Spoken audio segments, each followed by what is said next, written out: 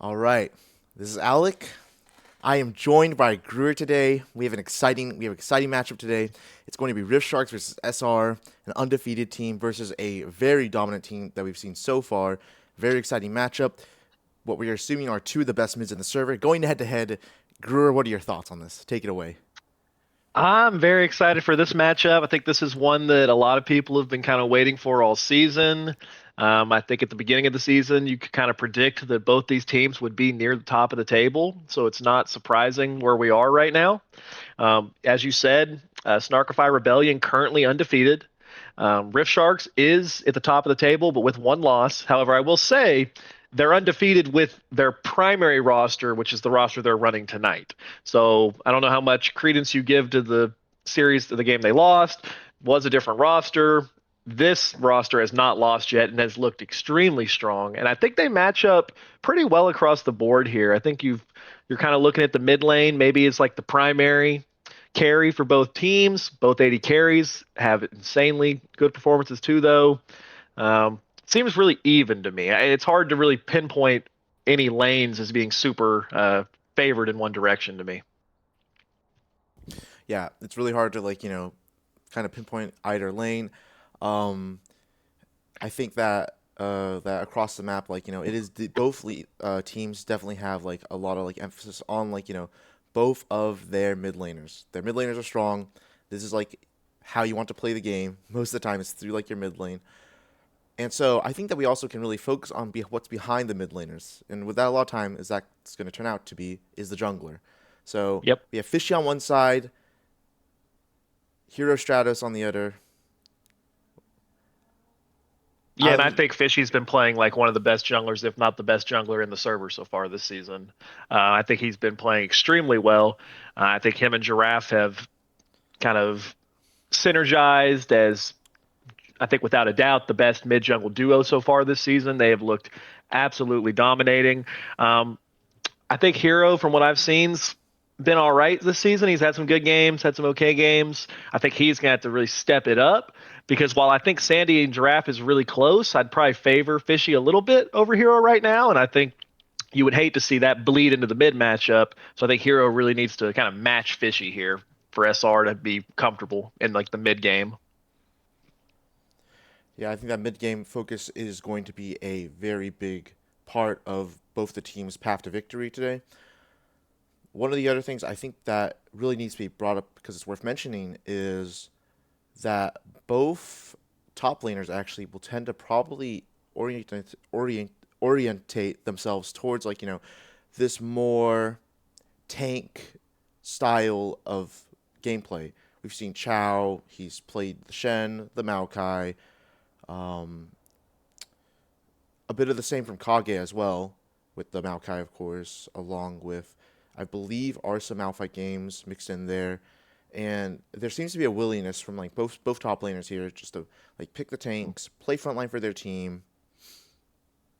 Uh, and the way that plays into this, I believe, what's how that's going to play into this series is that we probably won't see much deviation from champion picks in the top lane. But I think that also like allows for actually the top lane pick to be probably picked in the first phase. I don't see any picks of top lane like coming like much later in the draft. I mean, do you at all? I think it's possible, but I feel like both teams are going to want to be angling for having the advantage in the mid jungle duo. So I think you could see potentially jungle picks being held a little bit. Top lane, I do think have somewhat similar champions, although I will say I think Chow has a little bit more of a diverse pool. I think Chow actually has kind of the carries in his back pocket on occasion. Like he had an extremely good Gnar game earlier this season. He's had a great Kennen performance. So I think there's angles maybe for him to go more towards the carry. I think you're almost certain that you're just going to see that same standard pool out of Kage. I do think there's some similarities in their pool. They've both played the Maokai. So I think you could maybe see something like that. Be maybe you take it early. It's also kind of a denial. But I'm curious on your thoughts here. So Rift Sharks chose they had side select for game one and chose to go on the blue side. What do you think their first pick priority might be? Is it something like mid lane? Maybe you just want to grab strongest mage in slot, or is it maybe an 80 carry, or what would you think they're kind of trying to go for here? My assumption with that selection of blue side would probably be an AD carry pick. I'm assuming that uh, Vetus is probably going to want to try to take the Yanara, take a hyper carry, maybe the Zeri even, like if the angle, like, if it feels like he just feels like, it is a Zeri day, like that, it feels like what, like, what you would just want to pick a very strong hyper carry, like 80 early, and then just kind of like plug in, plug in like your comp, like around it. I think that what a lot of like teams actually make the mistake of is they'll actually try to like use the first pick as something that can be kind of like just thrown to the wind. And the first pick ends up being like the most weirdest part of the draft. But I think that what you actually really need to like start doing is start like thinking about certain drafts where like maybe let's just build around this first pick. We're already like this is such like a like strong like first pick champion because the first pick champion is the champion you get priority on. You get to pick this first champion, like past the like the other 10 champions that have been like knocked out of like the ban phase. You get to pick this champion first. It should be like a really I think you should pick a really strong champion. Obviously a strong blind, but the strongest blind is 10 to be 80 carries.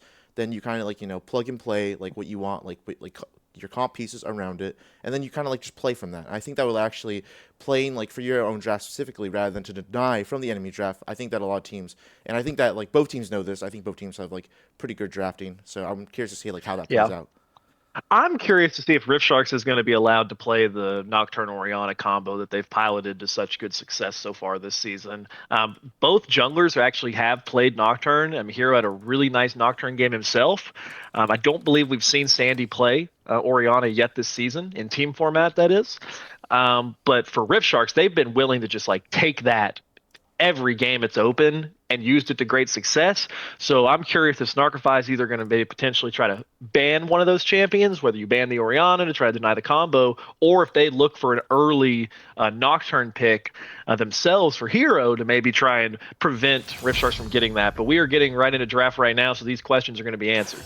Yeah, these questions are going to be answered indeed, and it looks like that we're just opening up right with the Akali ban draft, getting banned away, interestingly enough. We haven't seen draft pick it, but there's an Aurora as well. A lot of these like mid lane mage assassins being targeted early in the draft. Lilia, of course, getting banned away from Fishy. He is just like too good on that champion. And there's the Oriana ban, as I was kind of referencing. I think the Nocturne, still a strong champion. They're going to go ahead and take it, but it does lose some of the value of not having the Oriana combo. I think you actually have counterplay against Nocturne when they don't have the Oriana with it. Yeah, you do lose a lot of that counterplay, and so they're actually.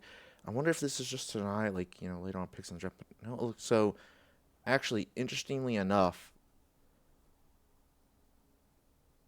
it looks like that. Okay, SR is actually going to be. They are going to be doing like the early like hyper carry pick that we did talk about, or oh, never mind. It looks like just a J4.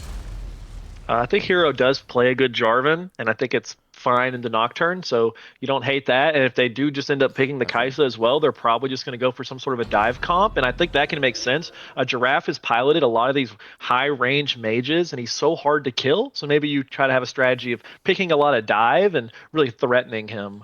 But he has the opportunity now to see what they're doing and can kind of choose if he wants to go that angle. And it's just going to slam Syndra, which, in my opinion, is still one of the best mid laners available, but is vulnerable to dive. Can do pretty well against Jarvan, but if you have any other engage on Jarvan's team so that Syndra can't solely, save the scatter of the week for Jarvan, I do think she can be vulnerable here. Yeah. So yeah, it looks like Draft will be opting into Syndra. I'm curious. Okay, there's a Corki actually as well. It's gonna be probably gonna be for Evan. I'm curious if we could see Sandy's Silas here. Sandy's a very good Silas player. Would fit the dive angle that they seem to be kind of drafting. Nocturnal's a nice one to steal. But I don't know. He has a lot of options here. You could also go for another mage to try to outrange the Syndra. She can struggle into really high range mages. But Echo actually, okay. Which that's the classic Syndra counter. My two favorite champions, without a doubt. And Echo, the historic counter into Syndra. Really excited to see that come out from Sandy. And I mean, I think Giraffe's already going to have a little bit of a hard game here. You're facing a lot of dive with Jarvan and Echo. And if you add on a support champion that likes to dive too, could be really challenging for him. We'll see how they're able to round this out. But, you commented on the top laners. Both top lanes have fell to second phase. So we may see the pool get pinched a lot here. Yeah, interestingly enough, I wasn't actually like I guess I was like incorrect in like my assumption that they may just like early blind the top laners because it seems that they actually are like just putting so much priority in getting those power picks early on in the draft. They're actually just letting the top laners drop to the second phase along with the supports. Interestingly enough, as well. Yeah, Shin gonna get banned away. Soraka coming through next.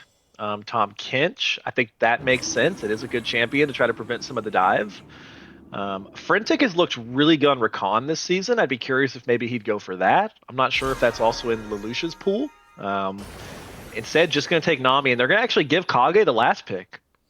Yeah, they are going to give Kage the last pick here, and I'm I think pretty. Chow just has so many comfortable blinds, and I don't really think Kage is the kind of player that's going to pull out some mega counter pick.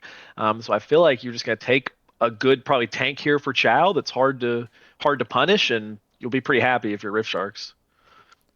You will be pretty happy indeed as. Okay, so they're going for Rel. Okay, actually, I actually like the Rel. I actually like the Rel here because Rel can kind of be a counter engage tool, like as much like as she is engage, and good and Yeah. like and easy to follow up on as well for Nocturne and Syndra. Yeah, and Corky has a lot of stealth peel with his W, so he's really not actually that vulnerable to someone like Jarvan. They're really going to be sending it towards Giraffe this game. Yeah, they really are going to be sending it, as they will probably round out their draft right here. With I was not expecting that. I'm not sure if you were, Gruer. I wasn't expecting it, but I kind of like it because, what has Kage shown that he wants to play pretty much every game? Tanks. What is Gwen good into? Tanks. So now you're kind of daring him to pick either a good matchup into Gwen, which would be kind of uncomfortable for him probably, or he just goes to a default tank, which he's hovering right now. And if you're Gwen, you're probably pretty happy. So I think that's pretty intelligent by Rift Sharks. Yeah, I think a very intelligent move. And Oh, actually angling into I actually would oh, have loved the Pantheon there. I think that's actually a really good pick. Like to even just synergize even more yeah. with the dive, and then also like it's a counter pick into Gwen as well.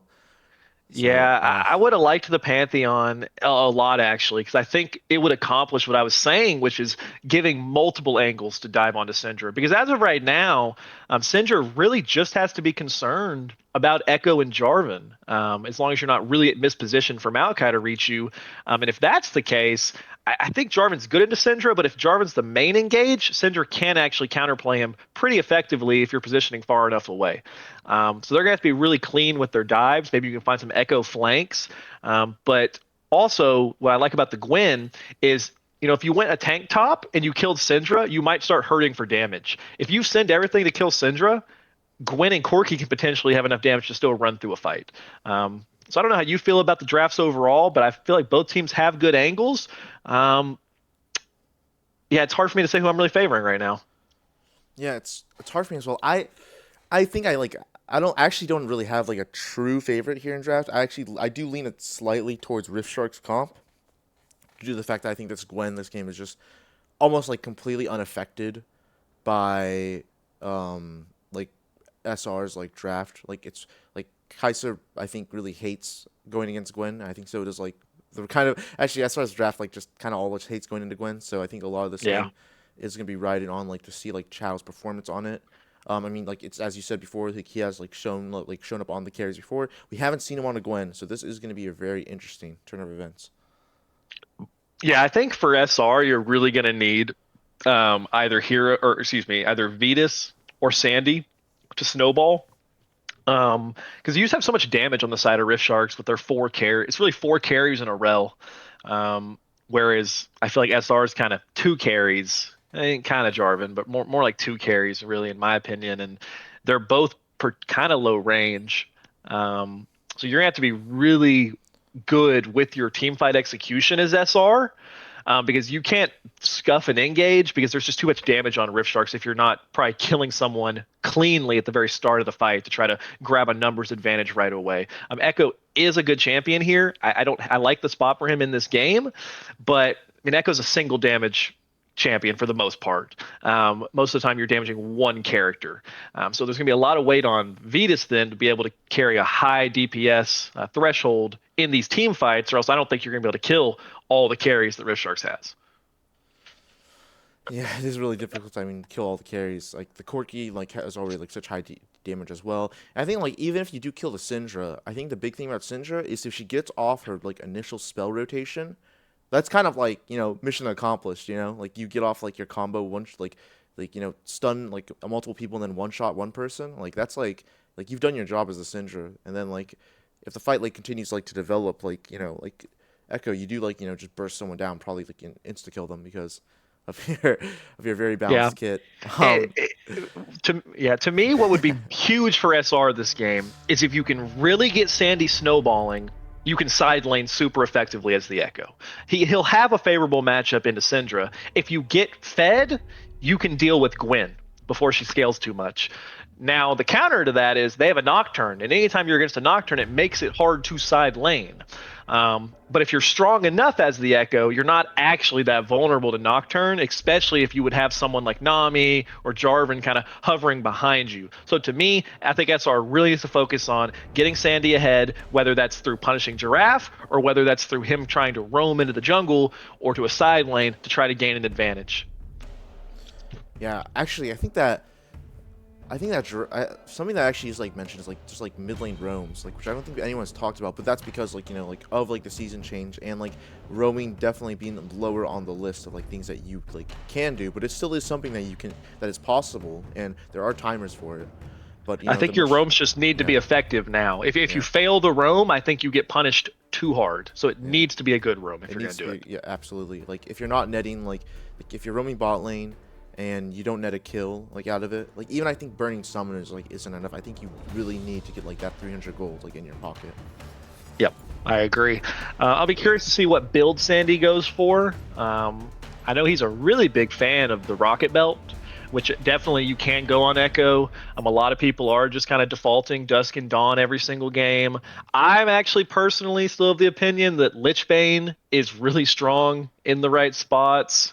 The way I've been enjoying playing Echo mid is kind of going for a hard burst build with Lichbane Shadow Flame. This game, I think Dusk and Dawn would be fine. If he goes for the Rocket Belt, we'll see. That can be useful to try to get onto Syndra. But I will say, Giraffe is an excellent player, really good on Syndra, really good in laning phase. And if he spaces out the Echo effectively, I think Syndra in laning phase is not the worst into Echo. It's more once you get into side lane and team fights that the Syndra can really get punished. Now, if he mispositions in lane, Echo can definitely take advantage in lane, but I suspect the Giraffe will probably play the lane pretty well. So it's going to kind of be on jungles to kind of show up and exert a little bit of pressure. I mean, I don't think I could have like really said it better. I do think that the even though like yeah like the star matchup is like the mid lane, I actually really like think the emphasis should be on jungle this game. Like it really matters. Like this early pathing from both junglers really matters like so much. Like the side that they're pathing to, like which way they're clearing, like the camps they're starting. Like this actually like like is a huge factor into like the outcome of this game. If either side, like I feel like if either like if like the dive like comp like if the Kai'Sa like gets ahead, gets accelerated along, or like the Echo, like become like really difficult for this Rift Sharks comp to like play out. Like you can't really do anything if you're just getting like one tapped. However, conversely, if the other side gets ahead, they become extremely hard to dive into with like those increased stats that they're gonna get from the like the extra gold, along with the extra levels. Like if things do go awry. Yeah. So Yeah. I do think Fishy's going to have a little bit of he's going to have to be really smart with his ultimates this game because I think Echo and Kai'Sa are actually pretty difficult champions to dive as Nocturne. Echo in particular, if Fishy goes too deep, you kind of just set yourself up to get stunned by Echo's parallel conversions, the W stun. So you got to be really good with your timing here. I think Nami could potentially be pretty vulnerable to Fishy, especially if, let's say everyone else on the team dives forward and then Nami kind of gets left behind. So it may be the kind of thing where, unlike what we've seen a lot from Fishy, which is Nocturne starting the play, because usually it's like he has Orianna with him and you're starting the play with a Shockwave. It might be better served to almost reactively use Nocturne this game. You see them looking for the dive with Jarvan, you turn the lights off, hard for them to follow up on Jarvan or Echo. Kai'Sa maybe can't ult in, and then if they do, maybe you find someone like Nami or Kai'Sa that gets kind of left alone.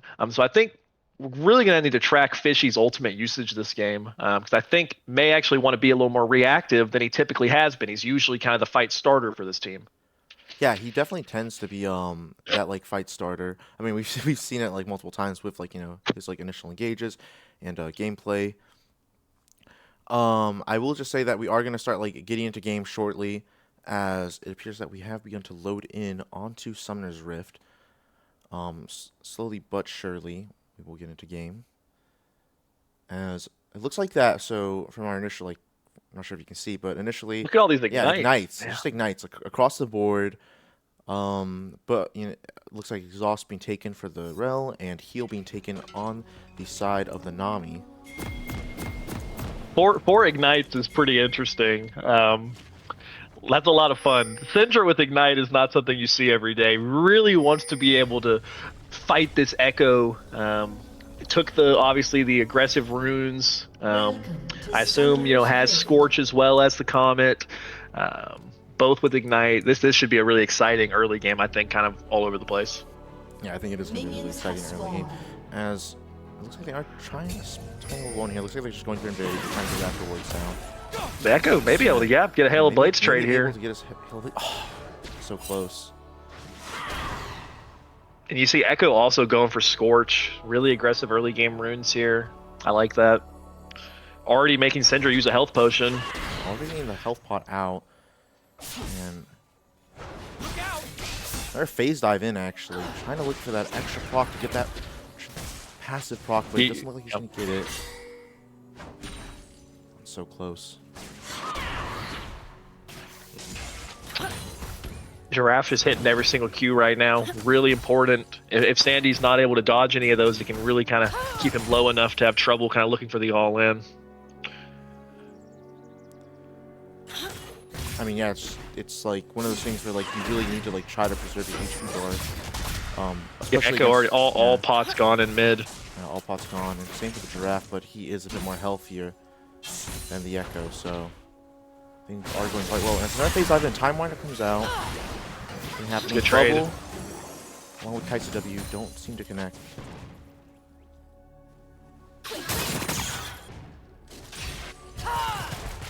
I'm a little surprised we saw the Ignite coming in for Malachi here. To me, maybe that's indicative that you want to have potential kill threat if Jarvan shows up. I'm not a top lane expert, but I do struggle to see probably 1v1 kill potential with that. But Jarvan looking for an early gank on Syndra here. Yeah, early gank on Syndra here. It looks like that no summoners burned as the gank is spotted out.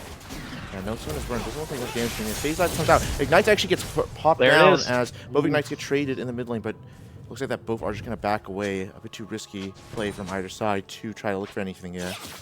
Yeah, but critically, that's Giraffe's flash, and Sandy held on to his. So Giraffe's really vulnerable until that flash comes back up, especially against something like a Jarvan. You're happy if you're Echo. It looks like a flash forward. Time Winder phase dive. Sandy gets the solo kill in mid lane. Yep. Super, super well played by Sandy there. And you see what can make that matchup so frustrating for Syndra right there. If Echo times the phase dive correctly, you can blink over the stun. So even though you get hit by the stun, he buffered it, still ends up on top of Syndra, and at that point, just dead. So really big for Sandy there. That's exactly what you need with this counter pick. And just look at the first purchase. Is able to just buy a blasting wand because of that. Is so strong now. And Giraffe's going to be super vulnerable, like I said, until Flash comes back up, which, that's a ways away. Yeah. I will say that the boots plus refillable, it always is like one of the best, I think, defensive purchases you can make in mid, like especially if you do get killed early. So Michael, so that phase dive actually coming Time Winder, but Fishy is in the AO. However, yeah, should be able to just get away. Yeah. Hero was nearby, so nothing is going to happen from that angle. Kage actually doing a decent job of keeping his CS relatively even. Especially going against a champion like Gwen, it is very easy to drop CS. And it doesn't look like Zhao is just so confident right now, fighting in that minion wave.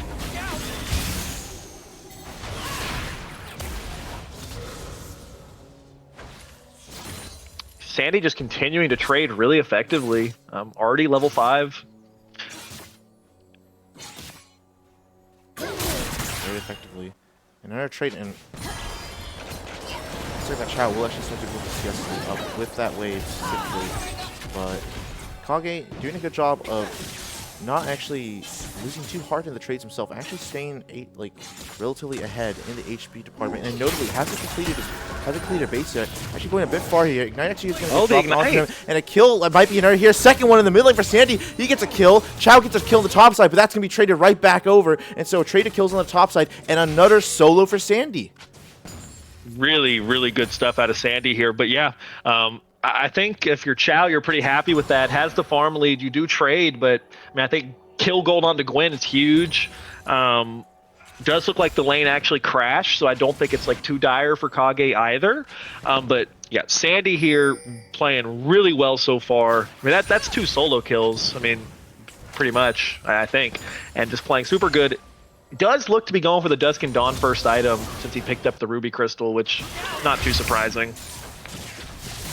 As well as mid lane starting to really not go Giraffe's way. I mean, sure, he's keeping the CS relatively high, but Sandy's gaining a lot of damage. I mean, you see another trade there coming out, and it's looking very, very unfair. Yeah, I mean, honestly, Giraffe is exposed to getting dove here. Sandy he actually has the R Ignite going down, but doesn't press the R in time, doesn't level it up. He actually gives a shutdown over Giraffe. That is massive. Yeah, oh man, I saw the angle there for Sandy. That kill was possible, but really overdove it. Yeah, and actually the fight's going to break out here. Stun's going to land on a Hero as Hero goes in. Smite, Dragon is secured. Fishy actually gets level 6 from the Dragon. Maybe he can pop the Paranoia. It looks like he doesn't do it. Evan just Valkyrie's out as well alongside to join his team to get themselves to safety, picking up the first Drake over to the side of Rift Sharks. Yeah, that's actually great for Rift Sharks. You secure the Dragon. I like the fact that they kind of just chose to get out of there. That at best would have been a 1-for-1 trade probably. And now Fishy can reset, has the ultimate to potentially look on the mid or top here as he goes to his top side. But yeah, once again, I saw the angle for Sandy there, but just was not able to get it, and Giraffe respected that, and that shutdown's actually pretty huge. It gives Giraffe the Mercury Shreds purchase, which that's a pretty big spike for him in this individual matchup. We'll see if that kind of swings it at all. Yeah, and it looks like that Hero stayed actually quite patiently, however, just Valkyrie out, and Phoenix just gets himself out of there. The Cataclysm burned for not really much at all, just one single spell used for the Rel to get themselves to safety.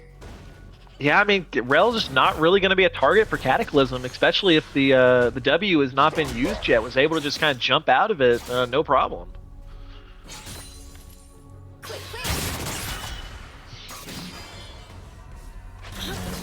You know, I will say, even though Kage is falling down, CS is actually able to keep the HP relatively even so far. Even with the Gwen, having some more items, it appears he's staying quite stable. Which I think that you should be pretty pleased to see. However, the Paranoia is going to get dropped, and actually it looks like they're going to send the Needleworks going forward. Does not have Flash, does not have a life, and Kage is taken down. Kill going over onto Fishy. Yep, nice kill there. Like I said, you base, you save the ultimate, you use it top. That's a big kill. It's really setting Chow up, able to grab a plate too. And Giraffe's flash is back up, so I feel like they kind of missed their window to punish him with Jarvan while the flash was down. It's back up now. I think he's going to be pretty safe here. Yeah, it looks like the Raptors have given away Hero's position as well. So things looking a bit more suspicious for SR more than they would like. As it looks like that they are pulling off an invade in the jungle, getting some wards down as well. Yep. Fishy, meanwhile, is just going to go ahead and take grubs. It looks like they actually might look for something here onto Giraffe, but he is going to intelligently play towards the side of his jungler. Yep. So he's completely safe. Yeah, Giraffe's positioning is just always so good in lane, makes it so hard to find these angles onto him. And yeah, becoming really hard to punish. Like I said, though, once you get into side lane and you don't have a turret, it's potentially where he can start to be really vulnerable to a champion like Echo again. But for right now, I don't see too many more opportunities to probably kill him in lane phase, unless you kind of send multiple people. So far, I mean, actually, well, I feel like the invade, as good as it was for Hero, it looks like that I mean, Fishy like was able to get the Void Growth, so I'm not sure like if, like I mean, I'm like Nocturne, like he already has like his first item. I'm not sure if he really minds like even like just giving over like some of his camps. I mean, he lost his Raptors, lost his Red, not fun to lose, but at the same time, they have 2 objectives and Snarkify doesn't have it. Not here. Nocturne ult is coming up. Nocturne ult is coming up, but we have a play in the like top side, but Chow's just gonna flash out. I mean, the Nature Grass is burned along with Cataclysm. Paranoia comes out, and they tidal wave is burned. Cleanse and Flash also burned, but actually a great CC chain from the side of Forensic. It looks like that Evan with the rocket should be able to get the kill onto Lelouch. There you have it, 1 kill going over to the bot lane of Rift Sharks, and I would be really happy if I were them. Yeah, and I mean, Alec, you mentioned how critical you thought the jungle matchup was going to be, and I mean, so far we've seen 2 very successful Nocturne ults and 2 pretty unsuccessful Jarvan ults have just kind of been gotten out of. And Fishy now has the completed item as well, is so strong at this point on the Nocturne. Yeah. Credit to Frentic though in that fight too. You called it out, but he had such a nice CC engage that just made it so hard for them to get away. Yeah, I mean, it was just a really good follow-up. Like, off of like the flashers, able to still like continue the fight and netting themselves a kill. Like onto the Corki, which is good because he is like slightly down CS, but now that doesn't really matter anymore with the kill. So I think that you're very happy if you're at the side of Rift Sharks. Things seem to slowly be falling into play. And now that actually kind of makes the ball work because the Nocturne ult is coming for us, and the Nocturne's also going to have Flash. So Snarkify's balling needs to be careful. Sandy is a bit dangerous. Actually have to burn ultimate to keep himself safe, and a lot of pressure actually coming here for Kyle. He actually Ignite, and Q might just do it. Actually, the auto might just do it, and I'm not sure if Sandy can live this. No, he can't. Wow, wonderful solo kill coming out from the side of Giraffe. Yeah, that was just masterfully played by Giraffe. That whole like minute-long sequence chunking him down. Here, but Hero should be able to keep him safe. But however, the Syndra is coming with the double stun. Beautiful stuff from Giraffe. Paranoia to follow up, and it looks like that Hero's going to have to run for the hills. And maybe he can get himself out. It looks like the blast kill, and he should be able to get himself to safety. No chase going to be needed because the dragon has spawned. Yeah, just that whole sequence was just so well played by Giraffe. First, he wins the solo matchup, and then walks down, has a really nice scatter of the week to cancel Jarvan and just set up the kill on the Nami too. And I mean, Rift Shark's kind of firing on all cylinders right now. Yeah, firing on all cylinders.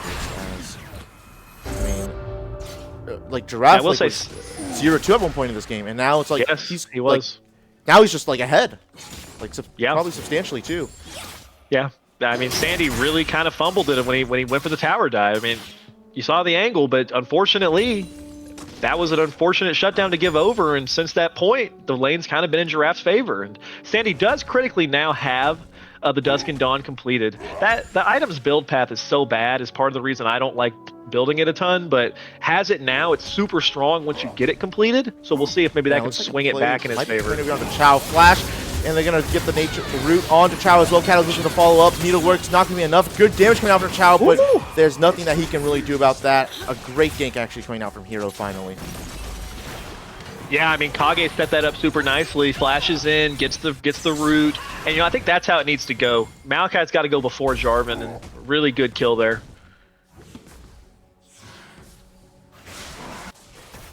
Yeah. I do think one thing that's hurting the mid lane matchup right now is, Sandy went for straight first item, whereas Giraffe's been sitting on tier 2 boots for a long time. I think the move speed difference is actually making a pretty big deal in that matchup, so maybe once Echo gets boots, that can start to help him as well. Yeah, this should be able to help him, and really good damage from Giraffe. We're also opting for mercy shots, and Kerbeck's actually going to come out. Sandy's looking for a guy here maybe in. Scatter of the week, lands back onto Sandy. I'm not sure if Sandy's going to be able to live that as the Paranoia gets burned to the bot side. Sandy looks like he's getting himself to safety. However, the fear is going to connect on Davidas. He can't do anything about that, and Lelouch's going to have to retreat under her turret. And man, oh man, Fishy is having a game. He really is. I mean, this Nocturne pick, you see why you're first picking Nocturne. It's just been such a good champion for him. Orianna or not, be damned. Like, this guy is just good at Nocturne, playing super well. Yeah, and I mean, Giraffe, like, I'm not gonna lie, like, Giraffe's making this, like, counter matchup not really look like a counter matchup. It looks actually like, yeah. it's looked like it's just been completely flipped on its head. It has been. I just absolutely dominated them right now. And you really need to send some help. It does look like Giraffe used Flash aggressively there to try to get the kill, and Sandy was able to get away. So I need, if I'm Echo, I'm screaming at my Jarvan to come mid and press R on Syndra while that Flash is down. It's a guaranteed stun for Echo if you do that. I think you got to find the shutdown. Excuse me. You got to find the shutdown here.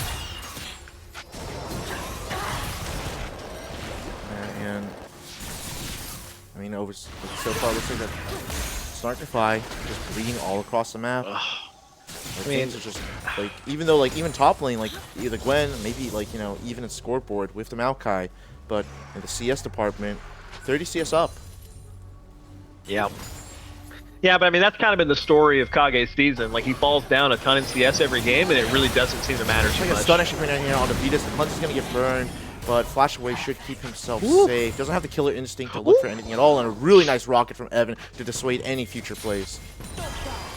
But however, Hero has arrived actually with the Cataclysm, but Vetus just going in! The kill is there! I mean, they get a shutdown on the Hero, but you don't need to go for that! You can just, like, let the Jarvan clean up. He wanted that shutdown gold, but yeah, you're spot on. That's a really unfortunate death. Used Flash there too, I believe, and just got completely bursted out. Well played by Evan to look for the trade. He probably just knew he wasn't getting away regardless. Yeah, well played by Evan. Nocturne could look mid here if Echo stays too far up. That Echo did put phase dive. I'm not sure if Fishy will look for it. It doesn't look like it, as we do have Sandy playing relatively close to the bot side river. Yeah, Echo does have the completed boots now too, which that does help a lot against Syndra. Actually, not laning with the W, as they're going to continue to try to get a bit more pressure here in the mid lane. Yep. Some early wards getting placed down, as I think like you really have to wonder like how like you, because like the thing about like the dive comp is like normally the dive comp like you're able to like net like these like kills that are kind of almost like promised to you in a way, where you just basically get ahead because certain kills on the map, like there's no way like the enemy team can respond to it, the champions. But now like it's like I said this before, but like Rift Shark's now getting like these like extra stats, and things are starting to like look a bit more dicey. Yep, exactly. We may see a big 4v4 here for this dragon, though. I think Kaisa is so vulnerable here with no sums. Kaisa should be a bit more vulnerable here with no sums. And Roottail is going to be burned offensively to try to get multiple knockups. And looking at the knockup is near the back line, but however, a good Cataclysm from the side of Hero, but it looks like that Fishy decided that he just wants to kill Venus in the back line. And Sandy gonna have to burn the Chrono Break, but he has no friends. Lelouch's on a blinking health bar. It looks like that they're just gonna clean this up easily. And bro, what is Fishy? Fishy's just like aura farming that, just like drifts completely around, says screw it, I don't care if I can smite or not, just hops out on Kai'Sa's head and just 1v1s Kaisa in the back of the fight. Yeah, that wasn't even really close, and you do get the dragon if you're the side of SR, so that is nice, but just the fights are really hard at this point. I mean, it's almost a 4K gold lead at 18 minutes here. And I think what we really saw in that fight specifically is actually the power of the Nocturne ultimate. Giraffe was in the middle of the Cataclysm, probably an easy lane along with the I think it was the Rel as well. Oh, and it looks like that Sandy going in onto Giraffe. You're not gonna find anything there. But as I was saying, Giraffe was in the Cataclysm. Probably could have looked for like a double stun there, maybe to follow up, but Sandy can't see them. So Sandy actually has to play defensively. He can't like go in off of that Cataclysm.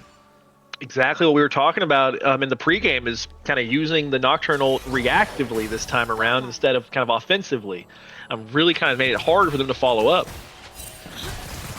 And at this point, Giraffe's Flash is back up, so again, he goes unpunished while being down Flash. And I think Oh, we're setting up for a 3v3 However, potentially. Paranoia does come down, and it looks like the 2v2 is breaking down. Needlework getting burned as well, and the parallel first. convergence doesn't hit onto anyone. The Chrono Break not having to be invested yet because Sandy's help for his part. However, he does get the pick onto Chow. And it looks like that the fight's continue to break out. Scatter of the Weak hits on the 2. Chrono Break comes out. Great Chrono Break, but the unleashed power deleting Sandy from the rift, and it looks like that Hero Stratos may have to run because this Syndra is completely unleashed. And as more as a fight breaks down the bot side, exhaust burned on to the Nami with no flash. Evan should be picking up that kill shortly. Yes, he does. And a beautiful fight across the map from the side of Rift Sharks. You're happy with it. It's a 3-for-1. And there you have it. Just great stuff from Rift Sharks all around. I mean, Syndra is just kind of too strong. Like, Syndra should not be this strong at this point of the game in this matchup, but just is. And is so hard to kill, is doing a ton of damage.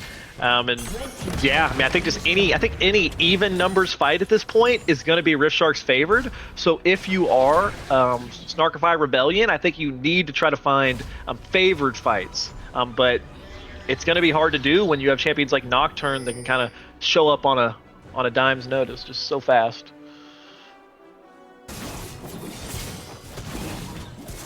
Yeah, and that is objective bounties now too. Yeah, I mean, if this game shows anything, I think you need to just ban that draft Syndra. I think it's way too good. Like, you can clearly tell, like, that he has, like, so much experience on the champion and is so used to playing it. Paranoia comes down. Vetus has flash. Maybe he can get away. Yes, he does. Oh, and that just feels terrible as, like, it doesn't even feel like they can. It's just a singular Nocturne. I mean, like, the rail's like basically like burned away. Can't really engage. And Hero actually might look at something here. Autoing on Cataclysm is burned, but Evan just invests the flash to get himself to safety. Yeah, Evan playing aggressively as he likes to. Does have to blow flash there, which is pretty big, but ultimately no one dies there. And, you know, you're at the point of the game now where Syndra is kind of stuck in a side lane, but I think Giraffe has played the early game so well that he's actually not that vulnerable. Like, this is the point of the game where Echo should really be able to start abusing Syndra, but I don't know if he's going to be able to, just with the advantage Giraffe has accumulated. I think it's just way too hard. I mean, like, the like magic, already the tier 3 boots from Giraffe, along with the Cosmic Drive, which gives him extra like health and extra move speed as well, which is going to be like lasting like for quite a while because of the burn item that he has. So that move speed is going to be up almost like permanently as long as he hits a single ability onto someone. Like, this game is looking really, really difficult. And oh, so much damage coming out from Evan here as Vetus just makes a misstep. And it looks like, yeah, he's just going to get taken down. Fishy on a rampage. Great counter engage from the side of Frentic, and Fishy with a triple kill.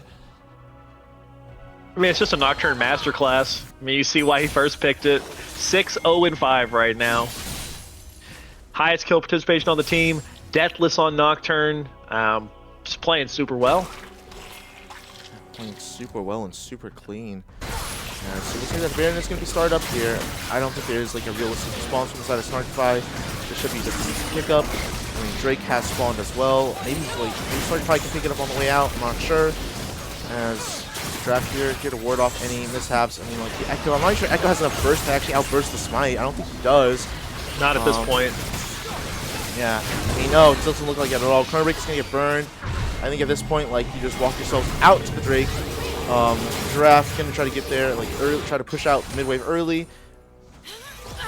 And, oh, nice stun actually. No, but Giraffe maybe overstepped his unleashed power goes down. A nice flash to get away, but I think he actually made a mistake here. I don't think he needed to go that far. I think he should just played for the wave. And oh, just no knockup from the J4, so it's actually just going to be a re-engage coming in with the Paranoia. Fishy going in, good looking for someone. It looks like, yes, he will find with the Smite taking down the Nami. Fishy is now just godlike. This game is going completely out of control.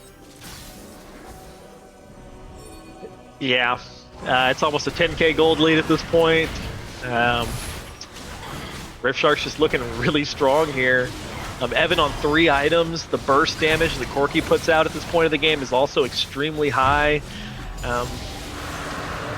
And, you know, I feel like they do have scaling advantage on their side too, so I feel like this is kind of just Rift Shark's game to close out here. Yeah, it really does look like Rift Shark's game to close out here, as we do start to see, like, I mean, at this point in the game, like they're on like they have Soul Point. If they get Soul, I don't think there's like any way like that Snarkify really has a way to win. Like their full dive into a Mountain Soul, like that just like makes things like just so absurdly hard for your comp because like you can't even like just count on like just bursting one-shotting someone anymore. Like because you're gonna need to like invest multiple parts like multiple spells, multiple ultimates into like just trying to take down one person. So yeah, it's looking like a toughie. Let me take the bounty, and Giraffe just completely annihilates Lelouch. Just yeah. I mean, it's that point of the game for Syndra. Just one shots. And they're just going to roam top here, and Kage's probably dead. Kage's probably dead. Not much said about this. You know, word comes out. There's just nothing that can be done. As the stun comes through, like, they're just taking the turrets are going to fall as well. There's so much money, and Fishy actually looking for a bit more, but he decided not to opt into it. However, Sandy trying to make the most of a bad situation, getting both turrets on the bot side. Maybe Rishart has overstayed their welcome, and looks like that Evan maybe looking for something here, and actually the Catacombs is going to burn. Evan doesn't have Flash, actually. This might have been an overstay, and the roll is decent as the exhaust is too much. Oh, a triple bubble from Lelouch, but it's not going to matter because it's just wallets, it's money, it's investiture. You should have invested in the stocks. The Dow's up 50,000. There's nothing you can do about this game. I love Evan, man. He's probably dead to Echo here, but never mind. Doesn't even look like it because Sandy just getting CC'd up, feared. The parallel conversion with the Chrono Break on top, but Sandy fiending for something, anything, clicking as hard as he can onto the Nocturne. I don't think he's going to be able to get it, as it looks like that Lelouch's just going to get picked up as a consequence of his actions, and Sandy Unleashed Power just going to take him down. Now Giraffe is dominating, and things are just going from bad to worse. Yeah, critically there, they protected the Nocturne KDA, did not allow him to get his first death. Absolutely massive for Fishy stats. And yeah, you kind of called it best. It's a wallet dip at this point. Evan should have been dead there so hard, but just they could not kill him, even with the Kaisa diving in. And yeah, I mean, 12k gold lead here at 26 minutes. Rift Shark's just on a roll. Sharks is just on a roll, and I mean, with them getting these bases off, it just there's like Hero takes so much damage. His flag drag getting interrupted. Unleashed Power just because why not? Let's just disrespect him as well. And Vetus doesn't have Flash, has the Killer Instinct, can maybe get away. Looks like he will squeeze getting away. Parallel Convergence is a bit too short, not far enough. Nature's Grass comes out, getting burned defensively to keep his mid laner safe. And you're just staring at the end of this game as a nice stun from Giraffe. And I didn't even see that Cinder Ball, but I mean it existed at some point. And oh man, this just starting. I mean, like after like the early game, this game just felt like a clinic. Really did.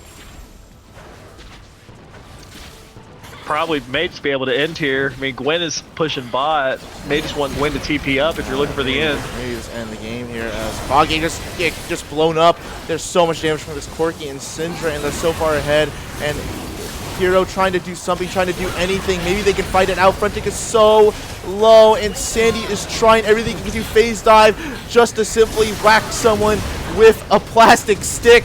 And it looks like just more kills in the face. Evan taking down Hero. Chow showing up because why not? Let's get him like positive on the board. And there you have it, ace for Rift Sharks, and that's going to be the end of the game. 1-0 to Rift Sharks in the series so far, and man, oh man, it looks like a far cry away from how we thought things were going to go. Yeah, absolutely dominant game from Rift Sharks game one. You know, it looked okay for SR at the beginning. I mean, the Echo counterpick got 2 solo kills to start the game, which is exactly what you needed to have happen. But after that, it just was all Rift Sharks favored. Super good game. We do need to pick an MVP for game one, and to me, I'm just looking right at Fishy. I mean, Deathless on the Nocturne was when it was getting kills in both side lanes, never allowed Kaisa to play that whole game. I do want to shout out Giraffe too. I thought he played an excellent game. Outside of the first 2 deaths, as soon as he found that shutdown kill, he was basically just making no mistakes the rest of the game, it felt like, was playing super well. But yeah, I mean, just so many good performances across the board for SR or for Rift Sharks, excuse me. Yeah. I'm not sure who you're leaning towards an MVP. No, I agree. I think the MVP here is just fishy. I mean, it makes sense. Like it was just so well played from his side. The pathing, like we talked about it early. Like it mattered so much, and we showed how much. Like if like he went and did his job correctly, it just paid out in dividends. Deathless, completely just everywhere on the map. The paranoia, just feeling like an like spell you just can't even play against. Um, of course, like how you shout out Giraffe. Yeah, I think Giraffe is like, he's one of those players. You can't make a mistake like giving that shutdown over like that. When you're ahead, you've already got 2 kills onto him. You cannot make a mistake like giving a player like him a shutdown because he's going to really know how to get the most out of it, exploit you, and get himself into like a commanding position in this game, which he did. And I mean, it was like history from there. Yeah, I mean, it wasn't close. There's not really anything else to say about it. As we look towards game two, SR has side selection for this game, and they've now chosen to take the blue side. What would you look at for SR here if you're kind of saying, where can we improve? You think you need to make big improvements in draft, or do you feel like it was, draft's fine, we didn't play right? Like, what are you, if you're in that team call right now, what are you kind of saying? Hey, maybe we change this up here for game two. I feel like the Maokai on 5 was a mistake. And I feel like what you should be doing is you should be holding if you're gonna like because like ideally when you pick your R so how it should work is your R5 like you basically pick something you have 2 options. You can either round out your draft or you can pick something that is amazing into the enemy team. Maokai for that draft is really neither of them. I mean, yeah, like it is like I mean maybe you could argue it's like decent at diving and like because like the tankiness and like the CC that it provides, but the lane is kind of not good. I feel like there's champions that could like do like more or even better like in that spot specifically. So I really think that like maybe that is like the mistake that SR made in draft. But I do like think the majority of the problems seem to be just a gameplay problem. Like you had like Hero running around the map, burning Cataclysm on targets that can just get out of the Cataclysm for free. Don't even have to invest a summoner. Yeah. You can't be doing that, and you need to be looking mid. Like you have to look mid on the Syndra. You mentioned it twice in the game, 2 times, completely unpunished for having flash, completely Yeah. unpunished. Yeah, and I think if you were able to kind of find those punishes, it would have unlocked Sandy, at which point he would have then been able to maybe affect the side lanes. Another thing I want to point out, I don't like the Kaisa like first pick blue side blind pick for them.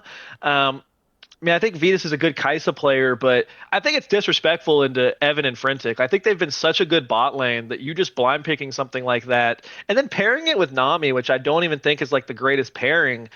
It just felt like that was not what you need to do to allow Vetus to succeed. And I think Vetus has to play well for this team to have a chance against Rift Sharks. So I would like to see them go for a much more lane dominant bot lane on the side of SR, or try and hold Vetus's pick so that if he is going for something that's maybe not as lane dominant, it can be a champion that overall does really well against the enemy team composition, because you have to see a much better performance out of SR's bot lane here for them to even have a close game, let alone a winnable game, in my opinion. Yeah, and we are going to be getting drafts right here, right now, as it looks like that. Okay, yeah, we are seeing the bans. It's going to be a Lilia ban, a Kali ban, interestingly enough, as well. So yeah, Same ban. Yeah, bands. just same Yeah. bans from both sides. And it looks like that they actually. I'm not okay. Oh, it's flipped. I apologize. The sides are flipped. Give me a moment. I'll fix that. But we are looking at the bans. Um, And they are just going to take Victor first pick. I was curious if they would drop the Oriana ban since the Nocturne combo's not there anymore, but clearly they're still just respecting Giraffe's Oriana on its own. Victor, a really good champion for both these players, but I mean, I think Victor's kind of Giraffe's like main champ, so he knows the counter picks. I'll be curious to see if we see him look for something like the Kog'Maw maybe. But Rift Shark's just going to go ahead and blind pick Zaya Rakan. yeah, blind pick on the Zaya and Rakan as And I mean, I think I don't hate it. I mean, I think Frentic's a really good Recon player, and I think Evan's a really good Zaya player.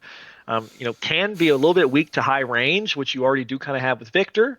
Varus going to round it out. We'll see what support you go for here. I would like to see something that can really maybe try to win this lane. Yeah, Nico. as Nico support most likely here, which I think can accomplish that. Has good poke damage to pair with Varus, and can actually CC Rakan pretty effectively. So I do kind of like the Nico here. Haven't seen a ton of Nico support in this server. You've seen a lot of Nico priority in pro, but Fishy just going to actually blind pick Kane. What do you think about that? Fishy. It's. I mean, he's saying like, "Hey, I'm confident. I can play this champion. Like, let's run it." And you know what? If you can do it, you can do it. And so, honestly, I mean, I don't even think it's that bad of a spot. I mean, I think that what Kane really struggles against is point and click CC. SR doesn't really have that. I mean, they have like wide range. They have like wide AOE effect CC, like in the form of like the Nico and the like Victor stun, and they do have like chains of corruption from Varus, but that's like a bit more. I wouldn't say that's like AOE. I think that Kane's perfectly fine. I mean, and now you can just focus like on like just getting rid of champions that you think were good into Kane, like Lee Sin or Wukong, which are good early game champions. Yeah, and I'm sure Giraffe will probably take his pick here on 4, and then you end up with last pick for Chow, and I think your Rift kind of in a great spot so far in this draft. Um, Curious what Giraffe will go for. The Kog'Maw, which he's favored a lot, has been banned. The Xerath is banned. Um, Not too sure what he might go for here with what's still available into the Victor. Yeah, I'm not Excited to see. not too sure Maybe either. something like a Hui, but I don't know if I've actually seen him play that. Yeah, I'm curious to see what he like tries to steal. Oh, it's a Karma. Karma mid. Yeah. We have seen him do it before, and for some reason, his Karma appears to do more damage than every other Karma I've ever seen. So that's gonna be interesting. Yeah, Karma really really good champ to pair with a carry champion like Kane in the jungle. I mean, I do think this sets up really nicely for Chow to look for like a bruiser counter pick into whatever Kage blinds here. Karma loves playing with these kind of melee bruisery type carry champions. And Zhao going to get locked in, which it is a good answer into Kane. But if you don't get a lot done early and Kane's able to scale, it can be hard for the Xin Zhao to actually impact the game as much later. And I do think it's actually kind of a hard game to be Xin Zhao. Like you're good into Kane, but I think Karma and Zaya don't really mind a Xin Zhao whatsoever. And got some fun hovers here. Would love the blind pick Timo, but I don't expect it. And Yeah, gotta get it's Poppy. Poppy. But Poppy, like while a good champ here with the dashes that are on the team, is really kind of a hard champion to blind pick in top. There's so many counter picks available, and I assume that Chow's going to take a good one here, and I think it'll kind of fit their team comp well if it's a carry that allows Karma to have another champion to really support. Yeah, I'm not sure if you really do want to pick that, and especially because like now like Rift has a counter pick. They're actually gonna go for Vladimir, Hmm. and I believe that is just gonna be a Vlad top. Yeah, and I think it fits the mold of kind of being a carry champion into Poppy. I would have preferred maybe something more like the Kennen that we've seen from Chow in the past. I don't know if I've actually seen his Vladimir. And my only concern with Vladimir is very weak early game, Kane very weak early game. So I think you've really um, set yourself up to be a little weak in the early. But if you're able to scale, I think the scaling is really, really nice for Rift Sharks. So we'll see. But a lot of early game for Snarkify here where I think they can really kind of be dominant. Kind of, I think outside of Poppy, bot lane should be winning with early pressure. Victor's such a good laner. Xin Zhao should for sure beat Kane early. So maybe Snarkify can have a better early game here, try to get a little bit more of an advantage and see if they can snowball that this time. Yeah, it should be interesting to see how like this plays out. I actually, even though like yeah, like I think that man, I do think they are kind of doing Kage a bit dirty in these drafts for the side of Snarkify. But I actually think that this is a much more playable, much better draft from their side. I think Jin Zhao is actually just a really good pick actually in the Rift Strikes draft. It's interesting to see how this Varus Nico is going to work. I'm expecting like that this is probably kind of like just to match up like a very strong bot lane with a very strong bot lane, which is what we talked about and what we want to see more of. And Varus also like is a really nice scaling champion as well, alongside the Victor, who will get stronger later into the game. So, I mean, do you have any like other like major points of interest in this draft? Um, I think you're putting a lot of pressure on, Evan and Chow, I think, to have really good games. Yes, Kane can definitely carry, but I do think you're putting a lot of pressure on the side lanes here. I mean, you saw such a dominant performance from Giraffe and Fishy last game. I think it's really going to kind of be more on their teammates to kind of carry the ultimate damage burden this game. And if I'm looking at SR, like who do I think needs to have a great game here? You got to have an improved game from Hero. Really needs to play well on the Xin and I think Lelouch on the Nico is going to be super critical to their success. If Lelouch can find great CC and team fights, that can really hurt champions like Vladimir, champions like Kane and like Rakan. So maybe if you have angles to CC chain people, um, you can kind of run over fights. But I'm really looking at Lelouch to step up for SR, and I'm really looking at Chow and Evan to play well for Rift Sharks here. Yeah, it is going to be interesting to see how this all does play out in the end of things. Um, this is gonna be an interesting game. Um, yeah, the Pop Blossom always such a strong ability. I think that the really important part about the Pop Blossom is you need to find it on, like, at minimum, the support and mid laner in a team fight. I really think that Rakan and Karma, if you stun them at the beginning of the team fight, it's just already a really good Pop Blossom ult. If they survive it, that's like could be really problematic because Rakan has really good disengage and Karma also has really good disengage with her shielding and Rakan also being able just to disrupt. Yeah, I'm curious to see what build Vetus chooses to go on the Varus. I assume he's going to look for just kind of the lethality poke build. I think it's a very dominant lane with the Nico. And I'm also, there's really great Serpent's Fang value potential here for him to cut shields from champions like Karma and Rakan. I think that could actually be super impactful. So, might be a pretty good Varus spot. And really, we'll see what Kane form Fishy goes for, but I feel like his team has the peel with Nico and Poppy to try to keep a Varus alive from some of the dive that exists on the side of Rift Sharks. Yeah, I think that if you do go form here, I actually think that like as like fun as it would be, like as Blue King to just like insta kill the Victor and Varus, I actually think that your team probably is gonna need the Red Cane for just the purposes of having like that extra bit of like frontline, because I don't like me personally, I don't really consider like Rakan like frontline because he kind of like Rakan kind of like just goes in and then goes out of the team fight. Vlad being like solo frontline is like just really like awkward and weird. So I think that like Yeah. if you do have like a red cane alongside it, like it makes things like really hard, and it also kind of like just even more so. I mean, the Vlad's gonna probably force him to buy anti heal, but the red cane as well is just gonna like solidify that they're like a lot of their members are gonna need to have anti heal, which basically takes away like that like inventory slot, which is very annoying. Yeah, I will say though, I just don't think Red Kane's that good right now. Like when we've seen Kane get picked, it's been almost exclusively players choosing to go blue. You saw Apari play a super good blue Kane game into my team earlier this week and really popped off into the Xin Zhao matchup, by the way. So if the Kane player plays it well enough and doesn't get punished in the early game, can still find a lot of value. So we'll see if they're able to do that. I do think Victor could do a lot of work this game. It's pretty low range on the side of Rift Sharks. And I think if Sandy has a nice game, it could be pretty difficult to kill him.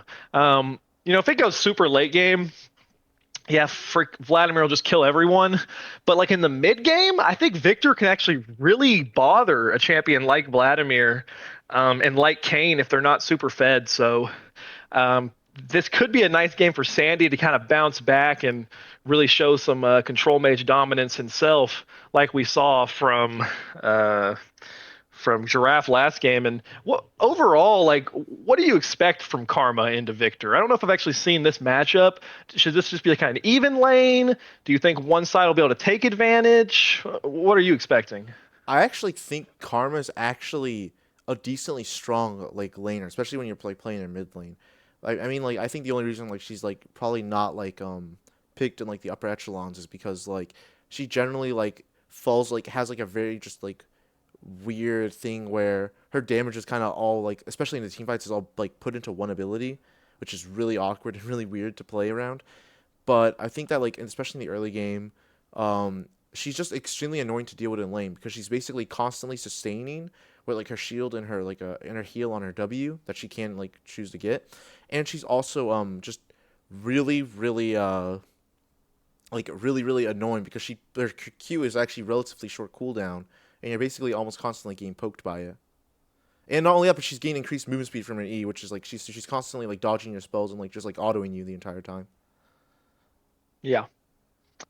Hmm. But I do think that Victor, however, like if this game does go later, I think that the Victor will like you'll start to see like how useful like Victor can like really be like especially like when the Victor's just unlocked.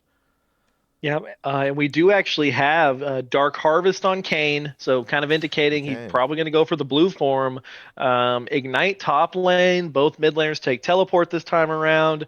You've seen a lot of Victor players, a lot of mid laners kind of in general, kind of like things like Ghost this season instead of things like the teleport, but both going to offer that here. Vetus also has teleport. Um, yeah, kind of interesting choices around the map. Nothing too crazy though.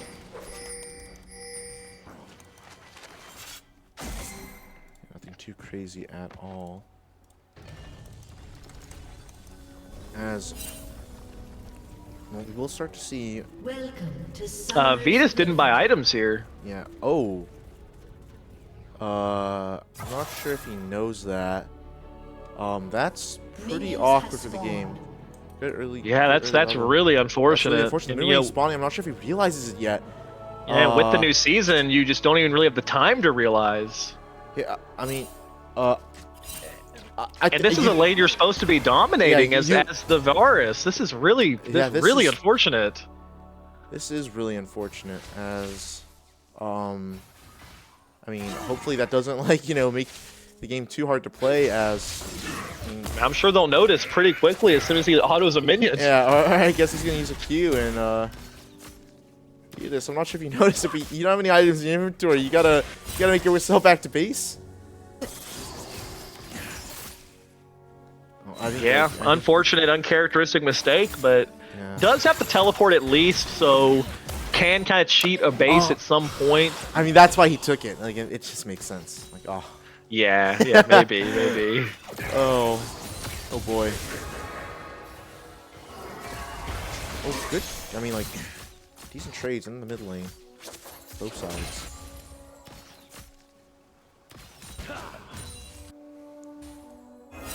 I'm actually surprised they're able to get the shove in. They actually were able to get priority and get the level 2. Imagine if he had an item. I know, right? Early trades going pretty nicely for Chow here. Really hard for Poppy in this 1v1 matchup.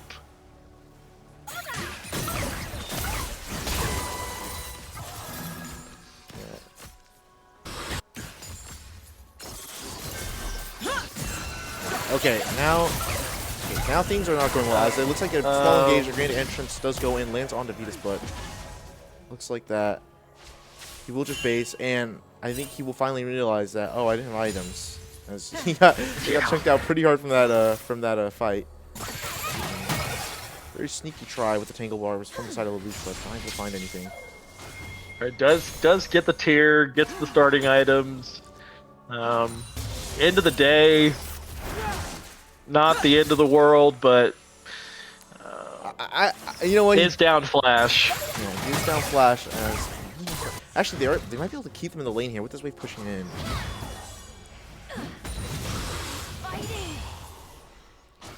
And it looks like that the Vladimir. Yeah, Karma coming down though here to potentially help, or at least just kind of help secure the crab. Looks like that Fishy will be able to get his hands on the crab, and as you can tell, Hero is not very happy about that. Not much you can do. Looks like he's just going to try to cross over through mid. I'm not sure if you know this, but as like a mid laner, I actually despise when the jungler crosses over through the middle of my lane. But you know, you gotta do what you gotta do. As it looks like it might look for a love skirmish doing here. it. I'm not sure if they should look for anything, as it looks like that Giraffe trying to do something Hero's here. so strong Hero right now. flashing very aggressively. It's gonna be a trade of flashes right there.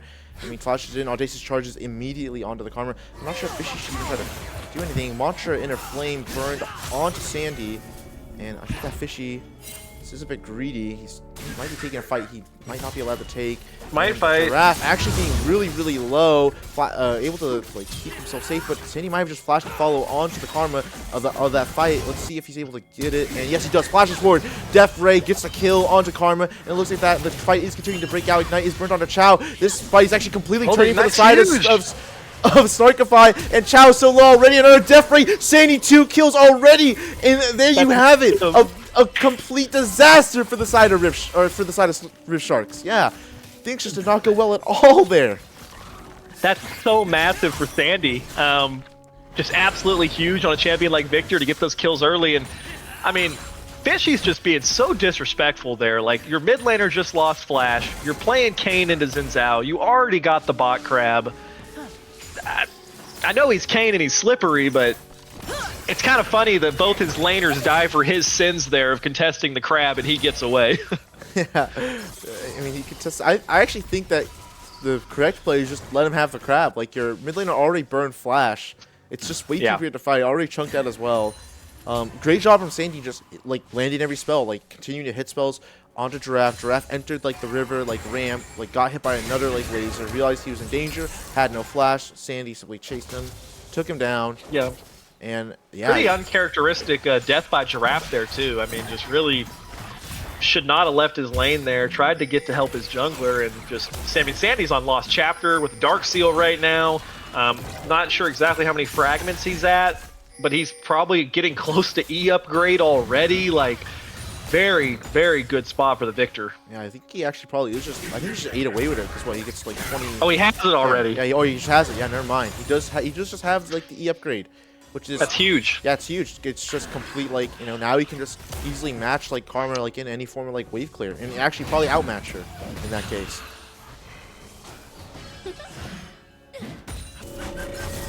However, the good news for Rift Sharks is that scaling is on their side. The clock is ticking. They do have the Vladimir insurance this game, so it should be able to pay out. Hope it's not dented.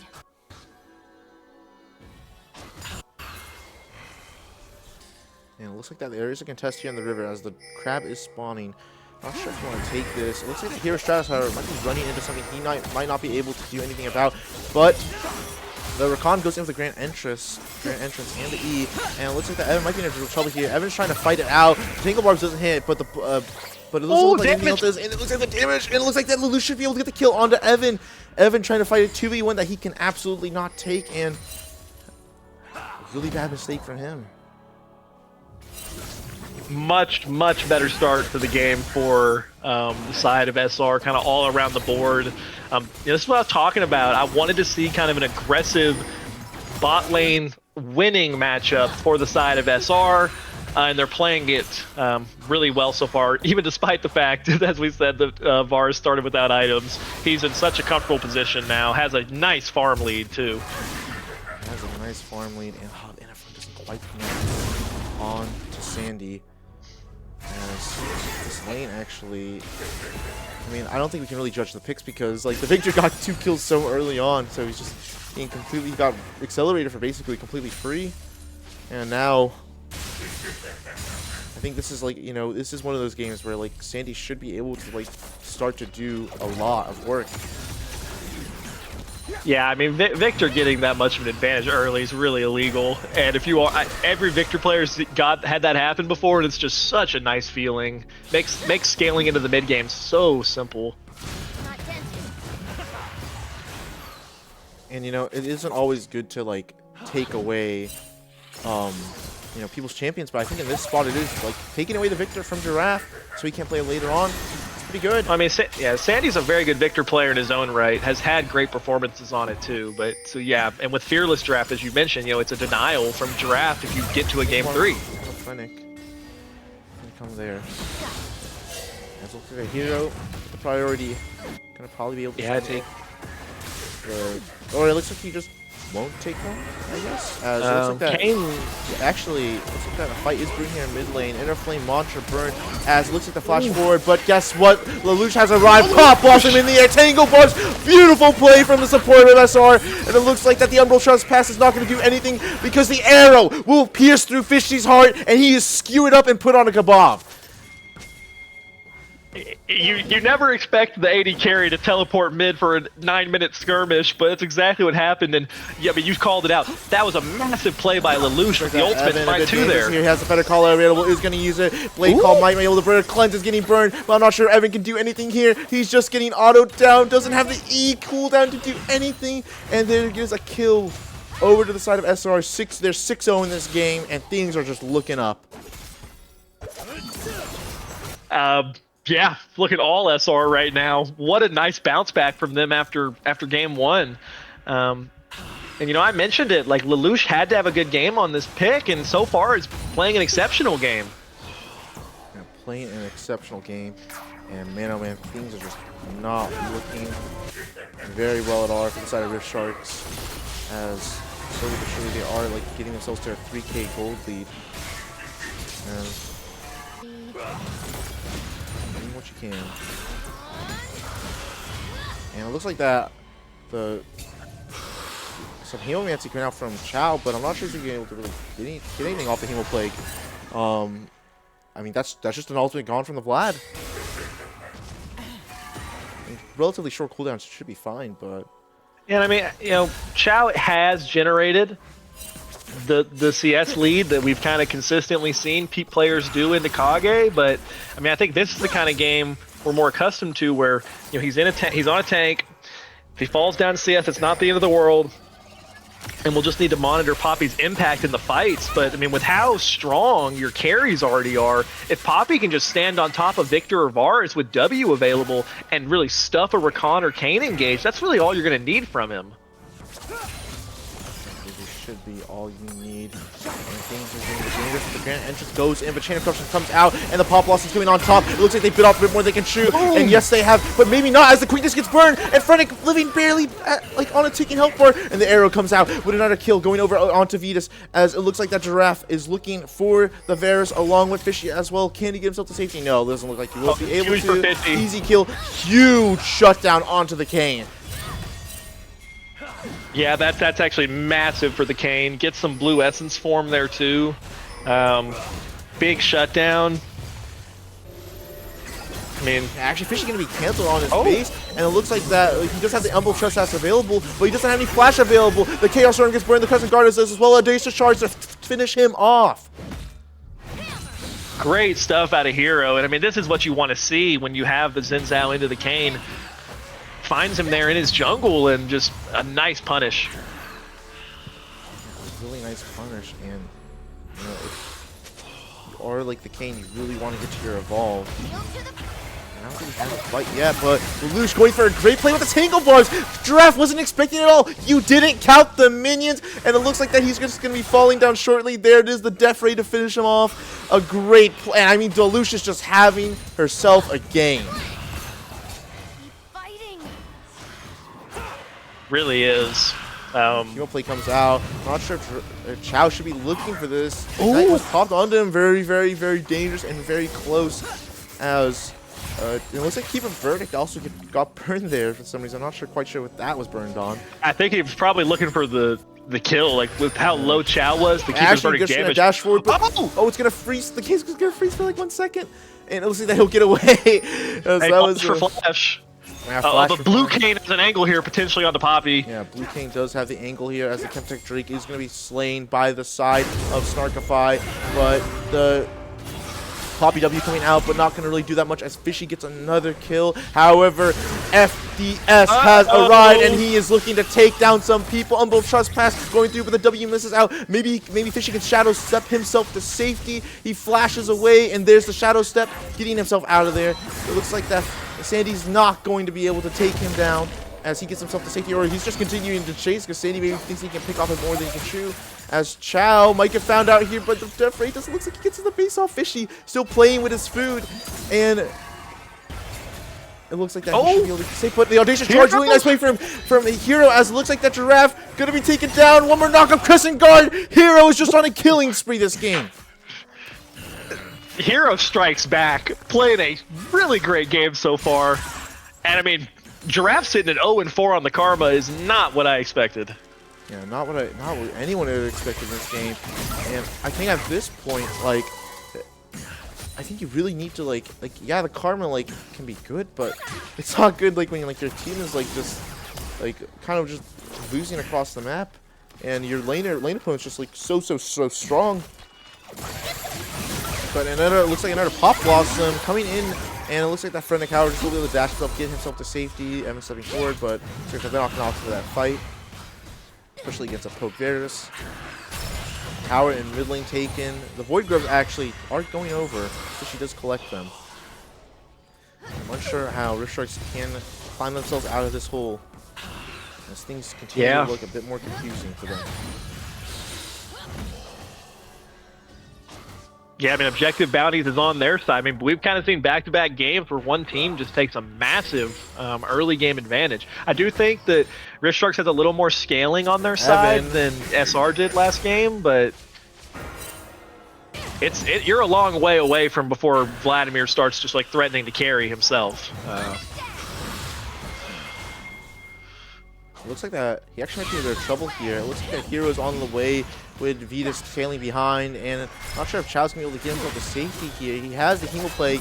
He actually is going to just burn the W first, but Hero flashing forward, maybe looking for something here. Hero going extremely aggressive. Maybe he just can find the snipe. I don't think it's going to be enough damage. No, it's not. As Chow continuing to run himself out, I think he should have probably just played to the turret. It doesn't matter. Shane Corruption has to take him down. And it looks like, however, Sandy's been found here. That's a huge shutdown. They can get it, and they do. Fishy with a massive shutdown. The Kane is picking up 3 kills in a row that are 2 of them were massive shutdowns. It's not time to get scared yet if you're a SR fan, but Kane's getting strong. But really nice Tangle Barbs to catch both Evan and Frentic so that they cannot do any snap engage or any shenanigans. But Lelouch still has the flash to be safe, and actually might opt in the Pop Blossom here. Evan might have to burn his Feather Call. He actually does. Really nicely done. And the Tangle Barbs actually goes wide. Charm quickness is burned. Charm goes in. Looks like that Lelouch is going down. Fishy on a killing spree now. And it looks like that Snarkify has overplayed their hand. The Crescent Guard is going to get burned, but it looks like that Hero's going to get shortly rooted up, and all members of Rift Sharks have arrived. It's never just one member. Shutdown going over to Evan. Yeah, and I mean, they've to me, the burn has it. I don't think it does, no. Oh, very, very dangerous. Evan having to invest his flash there. But I mean, they've grabbed all the shutdowns that were on the board and narrowed it down to just like a 2.5K gold lead from what was like a 4 or 5K gold lead. And critically, I think Zaya got one of those shutdowns too. It wasn't all just on the Kane. Overplaying his hand. The Ignite's actually down here. She enters his pool, but actually costs a lot of HP. Okay, Kage. Yeah, a solo kill actually from the side of Kage. As Chow. Really nice. Not respecting the Chow just kind of disrespected him. Yeah, let him get the wall stun. You see the value of bringing the Ignite. Really nice stuff out of Kage there. Yeah, really nice stuff. And actually a hubris second item purchased from Fishy. So he is looking to get as many kills as he can in this game. Luge wants to attack at 80, and Luge actually was hiding in the way, but I'm not sure if they really care. They might just send it anyway. Fishy looking for something. Pop Blossom's gonna get burned. Really nice stun, but the Umbral Trespass actually just ignores all that. Fishy able to get the kill, but however, Hero is on the way. Oh, not gonna hit with the W onto anyone, and it looks like that the Rift Sharks should be able to get in and get out. They came for something, which was the kill onto either the support, or actually, well, the kill was onto like Sandy, but it looks like they just found the support instead. And Hero might be a bit too far here. I'm not sure he. Okay, looks like he should be safe. He does have the Crescent Guard as well. He wants to use it, and However, Snarkify doing a good job of getting these towers. I do think they may just be able to grab this dragon uncontested, which will be a third dragon for the side of SR, which is really big. But I mean, Rift Shark's kind of doing a nice job of kind of fighting back, picking their moments. Their moments viewed as Bears poke lands onto Evan. Him actually trying to duel it out. Not sure if he can look for anything here. Actually, a really nice chain of corruptions to prevent any shenanigans with like the blade caller. Yeah, I mean, Evan just kind of disrespecting Varus, stepping up on that mid wave. Kind of got to seed pressure there a little bit. And really nice job by Snark. Nice job by him indeed.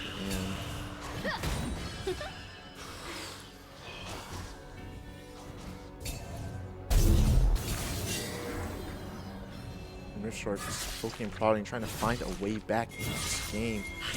And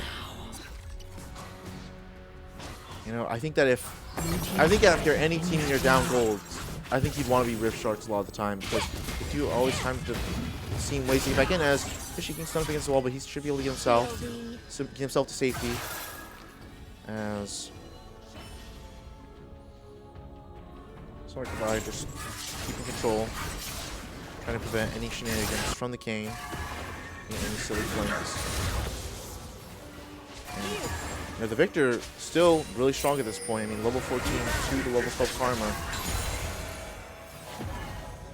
Yeah, Sandy is still really strong. Has the Seeker's Arm Guard as well, so not super vulnerable to Kane. I think this game is really going to come down to this next dragon fight. I mean, you saw Rift Sharks chose to not fight the last drag, can't really just give over soul, and I think if SR is able to win that fight, it's probably going to be enough for them to snowball and close the game. But if Rift Sharks can find a way to win this dragon fight and continue to scale, I think you kind of start to build a lot of hope if you're them.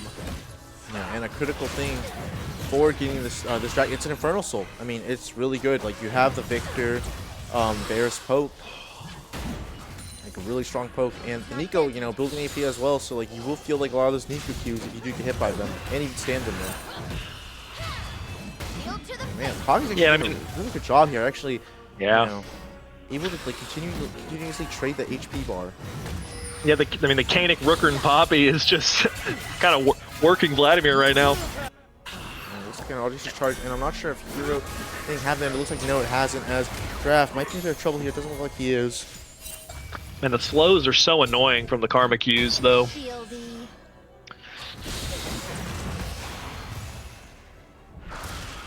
I will say,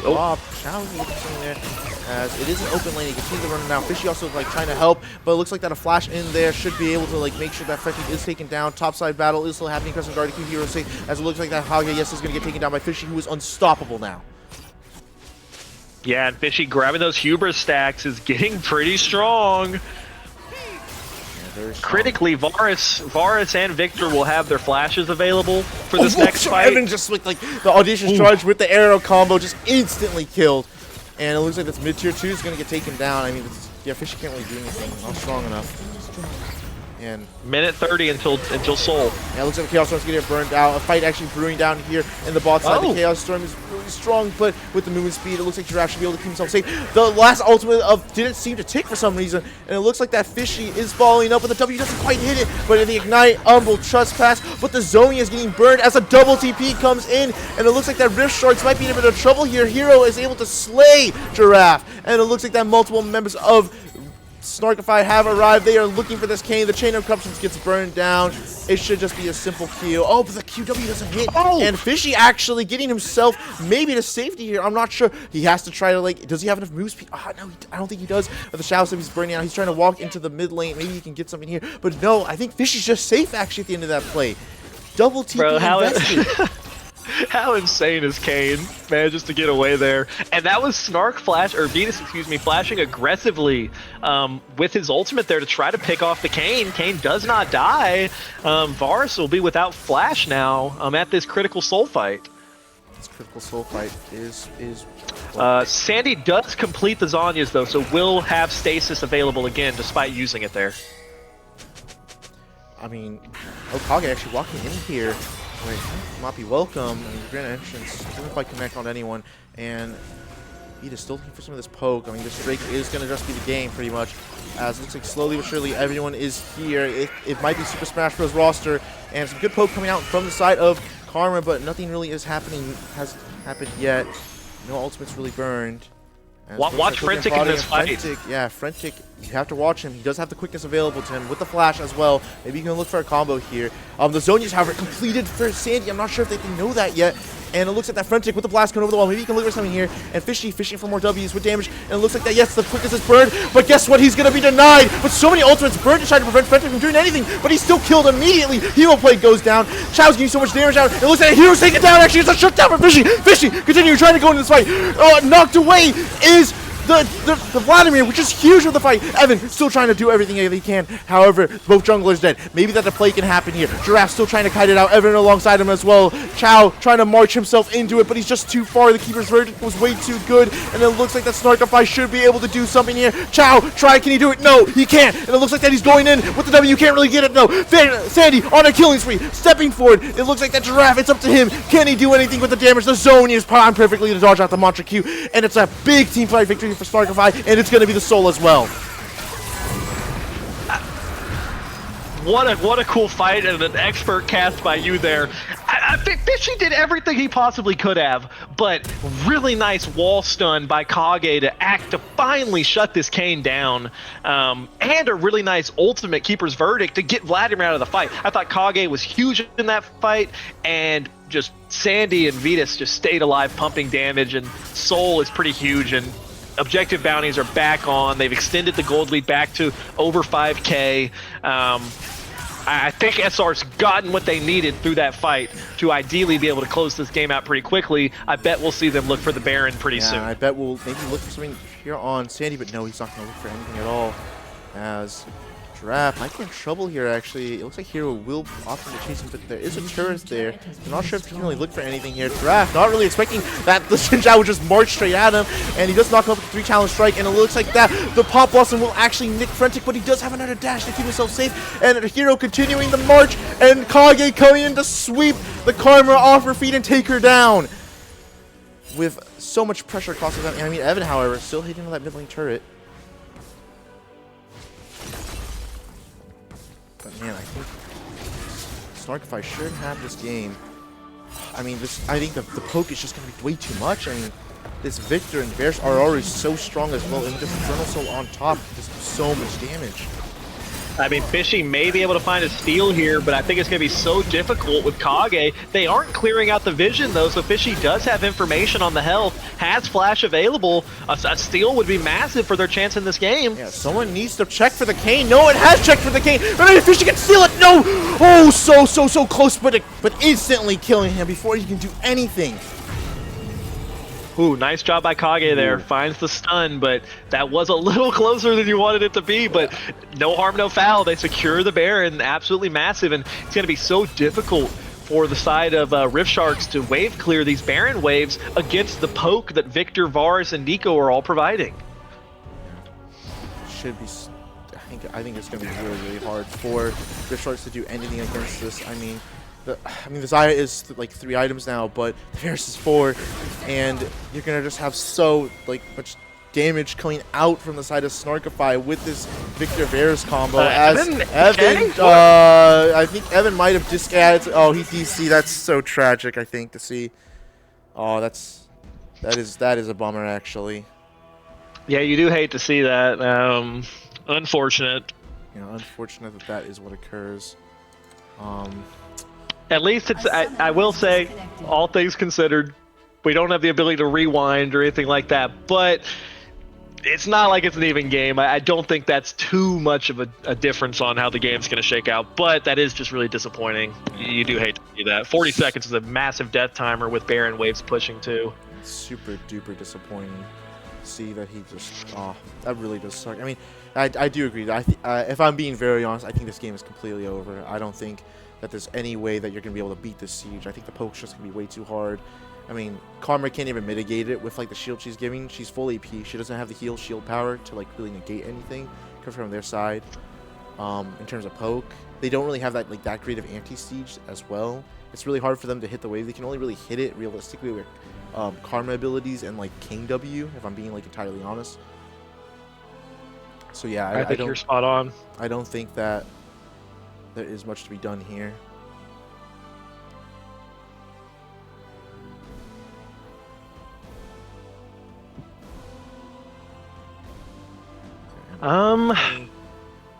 Kind of. I mean, we're kind of just looking at back-to-back really dominant wins from either team, and blue side both games. Don't want to count all the chickens before they hatch, but I do think if you're Rift Sharks here, you probably got to start thinking about Game 3. But yeah, I mean, just what an expertly played game by the side of SR.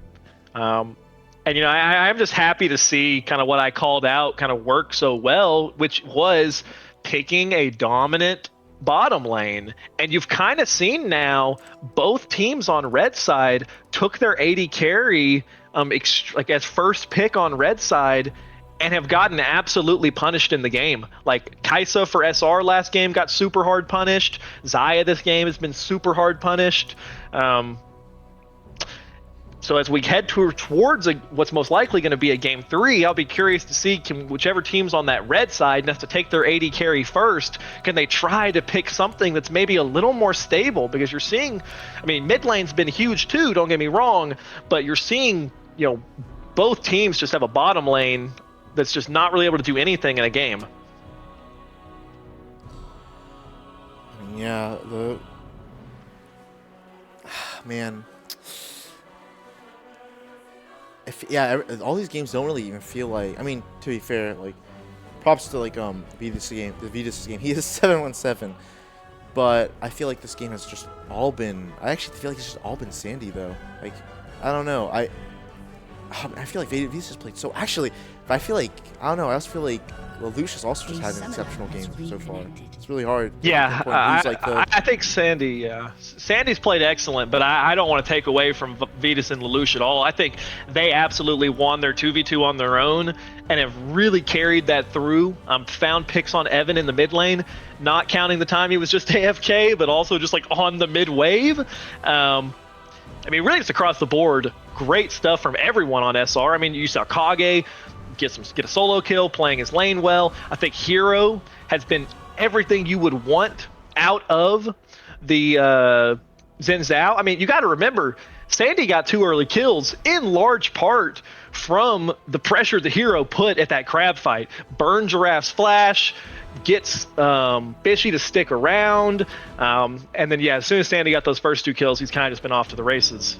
Outside of Fishy finding some really nice assassinations, some shutdowns, you really haven't had anything going their way.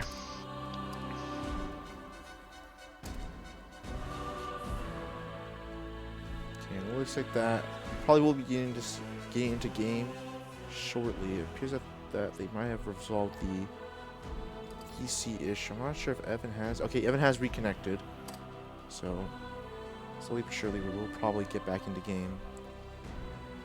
And I mean, I'm kind of like excited to see how the Game 3 drafts, like, it's Fearless Game 3 drafts. I think that's like actually like that's like the critical point, like where I think things really start to kick off in Fearless, especially when you don't have like very wide champ pools.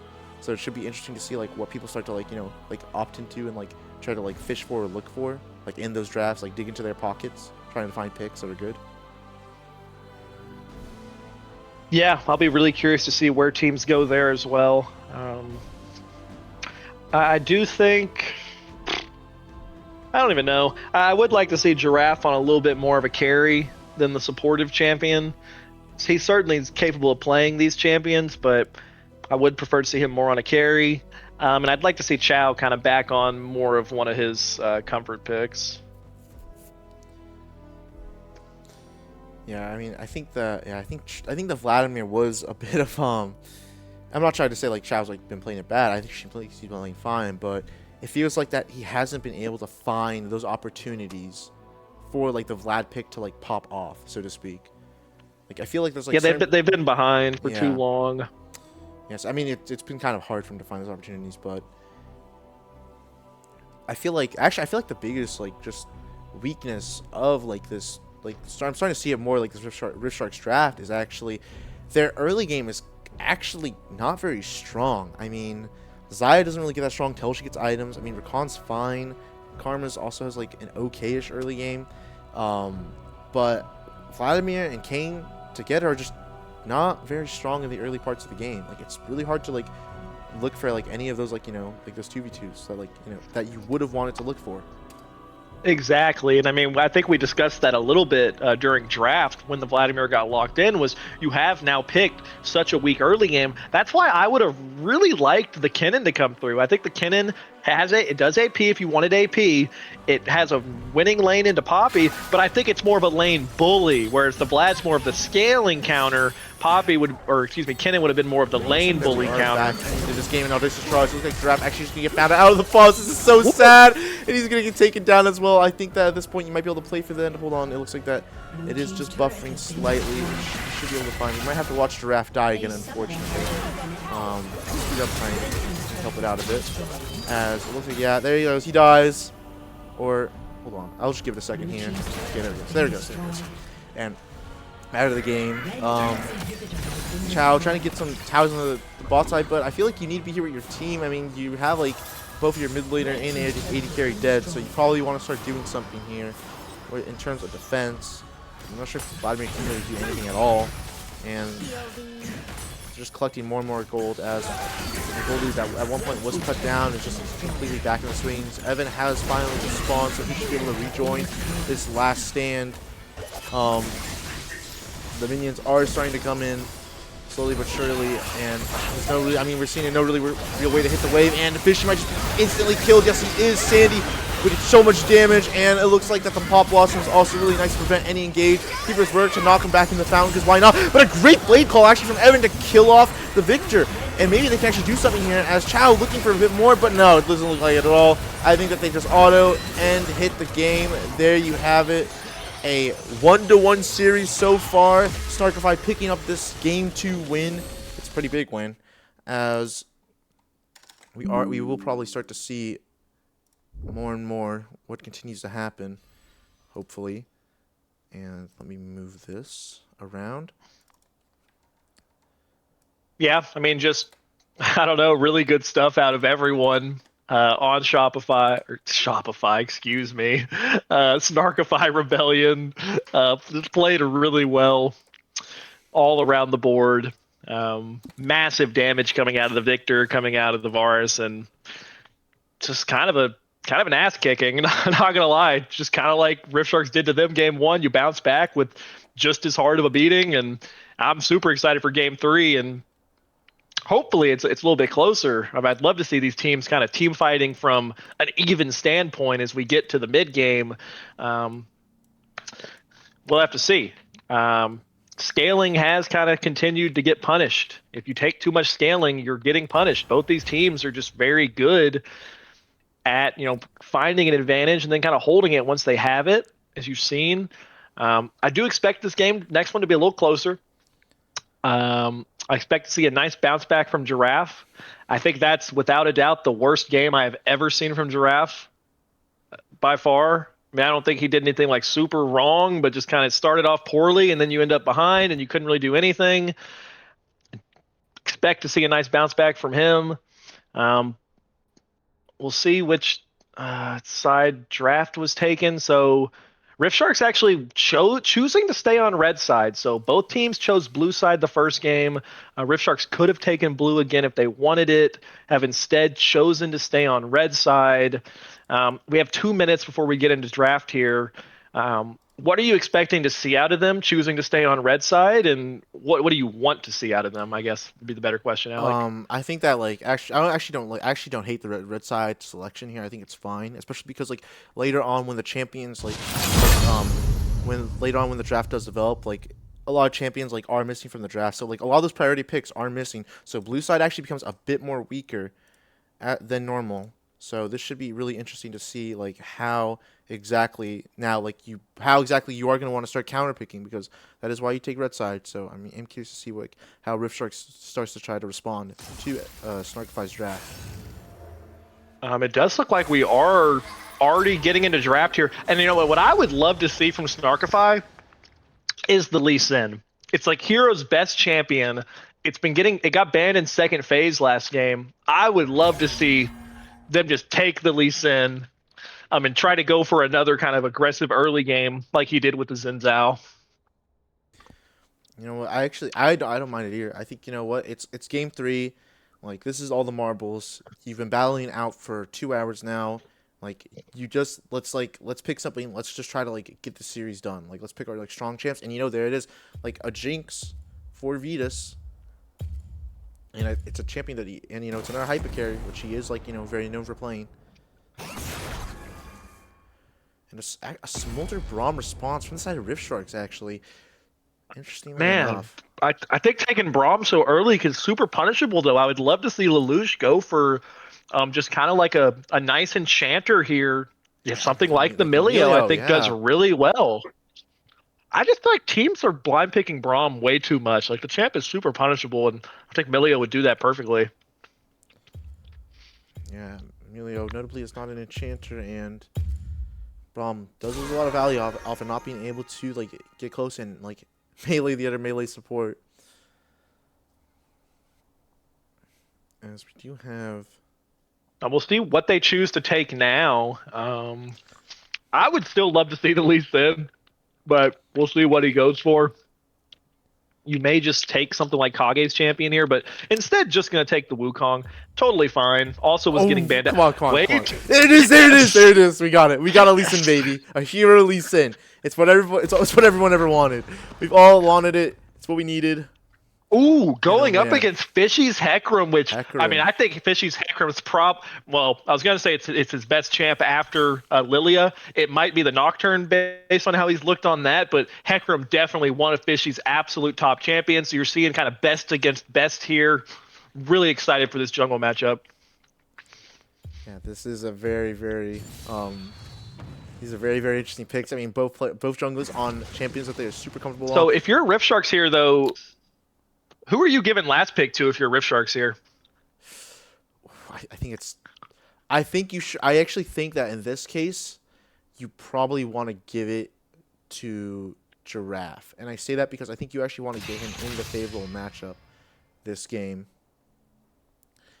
As, oh man, it's kind of weird though because, I mean, like I feel like Chow could get a lot done on a good pick, but. Mid lane champ pools are so pinched right now. I do think you definitely want to give last pick to Giraffe. I agree with you. Now, what's Kage's counter pick going to be here into something like the Shen?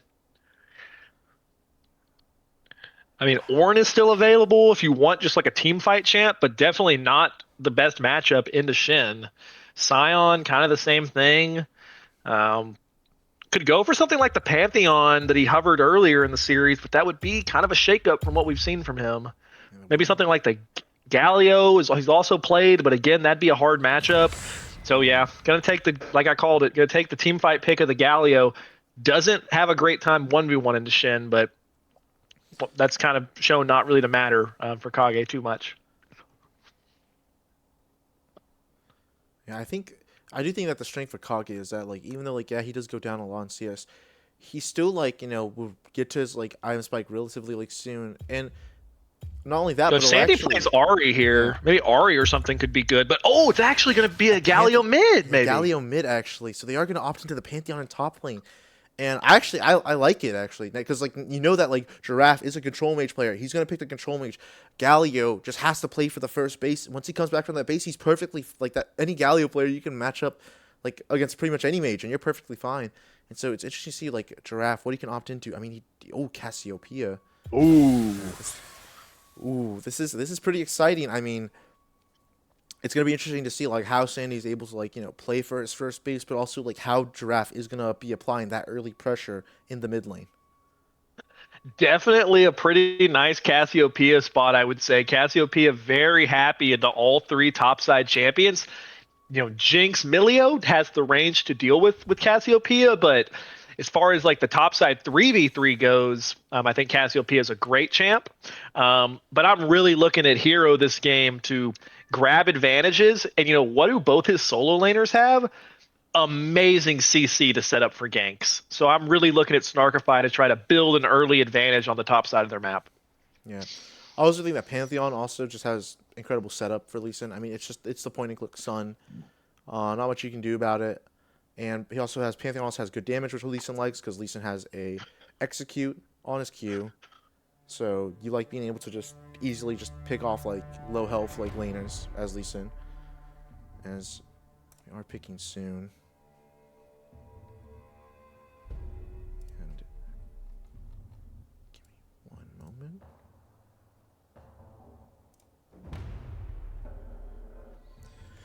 I mean, it should be interesting to see how this all plays out. I do think that the bot side for SR can be quite lethal and hard to play against. But we should see how it goes. I'm going to go ahead and take a small moment. By the time I do get back, hopefully we'll get into game.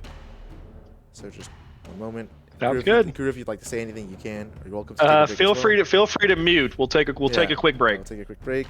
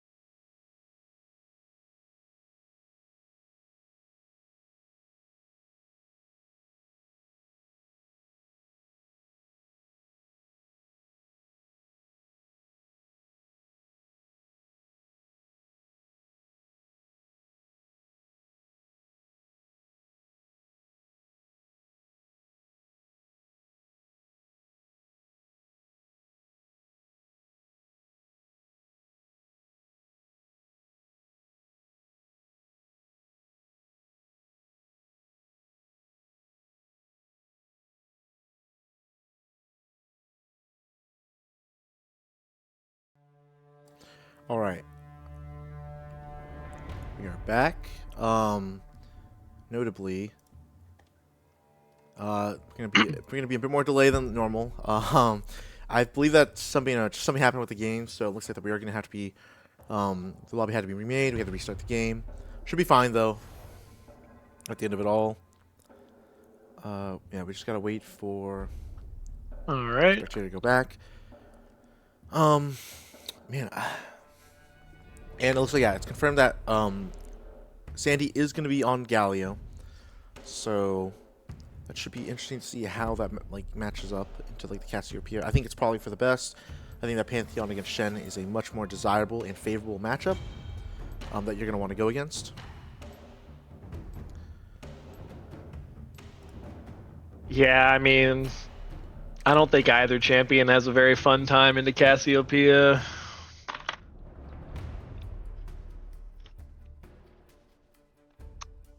So I mean, I really think it's on Hero this game in the early game. Like Cassiopeia beats Galio 1v1 without a doubt. But if Giraffe starts trying to play a little too aggressive, gets set up for a nice, gank by the Lee Sin, and you can get this Lee Sin snowballing, I think you could potentially try to run this game over. I think Drakar mentioned it in the chat that Lee Sin really wins this matchup until about 3 items, and that's going to be a minute. So really looking at Hero to kind of exert his will, and Hero is one of the best Lee Sin players that I've gotten to watch. So I expect to see a good performance out of him, and we'll see what he's capable of. And I think as you get into the later parts of the game, you're probably going to be looking at him to find some kind of heroic kicks himself, because I do have a little bit of concern that there's not a ton of great engage on the side of SR. So if they're not super far ahead, I could see it being kind of hard to really threaten Smolder in Cassiopeia in later game team fights, because you have such great peel coming out of things like the Shin and the Braum. So could be hard to navigate those fights. Yeah, it could be really hard to navigate the fights. I mean, I think this game actually, one thing I do like about this game is it is gonna come down to a lot of mechanical skill. I don't favor one draft over the other, to be entirely honest. I feel like that you got Hero on a good champ. I think Rift Strikers are happy because both your solo lanes are, I would say actually I wouldn't say both. I would say your mid lane is pretty favorable. You do have a scaling bot lane, but it is losing. However, as long as Evan and Frentic play relatively cleanly, I don't think that they'll fall behind too much. I'm looking at Kage to have a really nice lane. I think it's going to be important. We've consistently seen him fall behind 30, 40 CS in top lane and still put out a lot of impact. Pantheon's not that same kind of champion. I mean, I think Pantheon's a champion where you really need to do well in your laning phase.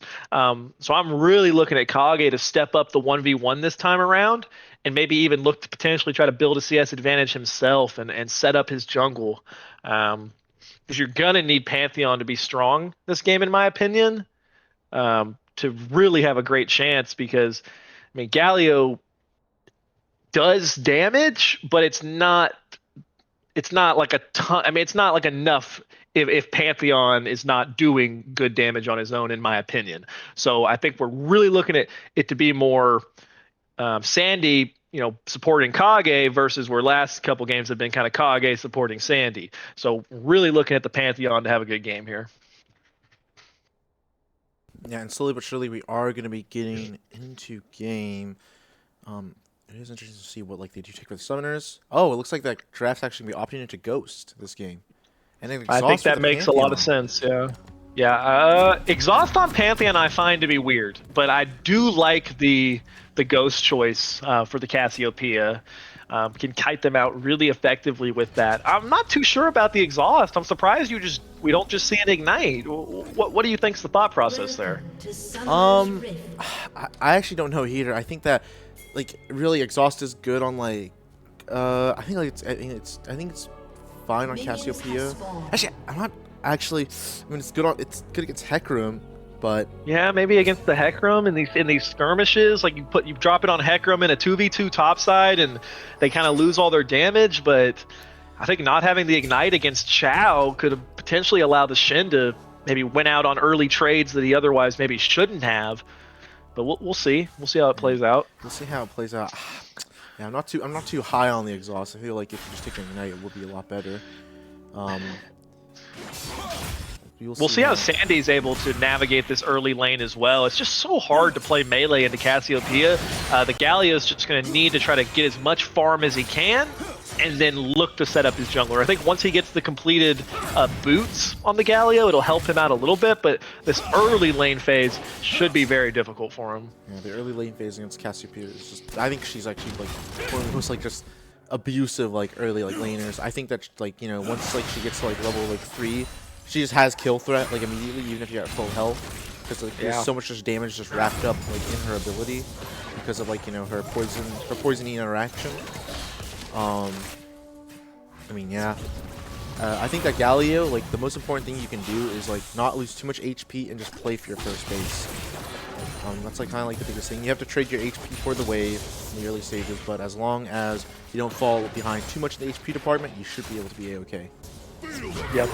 And they... Good damage. They do have a ward. Oh, I think the ward just expired, but they know that Lee Sin started topside, so I don't really think Cassiopeia is going to be super vulnerable to an early gank either. And with bot lane shoved in right now, and we'll see if Hero's really able to find anything. Potentially may look for the crab. With the bot lane pressure, maybe can do that. But we'll see. Jungler's kind of clearing on the same amount of time right now. That Fishy's still on his Gromp, so not quite finished with it yet. They should be moving over to blue, yeah, now. I'm not sure if I actually like Fishy clearing the Gromp before blue. I feel like they actually should have done it the other way around, just because like the blue gives you that increased like ability haste, so like you can get your Q like, you know, even like if it's like just like a few more seconds like faster, a second faster. I think that makes all the difference. Not too sure. It does look like he is going to get to the crab. Let's get the crab first. First. So, I spoke too soon. Yeah. As it looks like that a fight might be brewing here. Sonic Wave does connect, and a resonating strike actually very dangerous. He actually does. He's able to get out the Hecarim Q, and Fishy's gonna like run his way over to the top crab. Not gonna be risking any early fights this time. Yeah, has to give that up. You saw the bot lane, Vetus and Lelouch started walking up, so you're never going to take the fight there.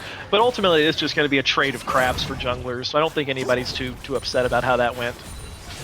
Anyone's too upset at all. As... And let's get Taunt actually coming out here from the side of Sandy, and Hero has arrived. Sonic Wave, Resonating Strike can't connect to his grounded, but yes, he's able to get out of the miasma and is able to. And Giraffe actually out of mana, and he's gonna have to flash away. No summoners invested from the side of SR, but almost all the summoners they can invested from the side of Rift Sharks. Yeah, and I mean, just great setup by Sandy there, and I mean that's super favorable for the side of Snarkify.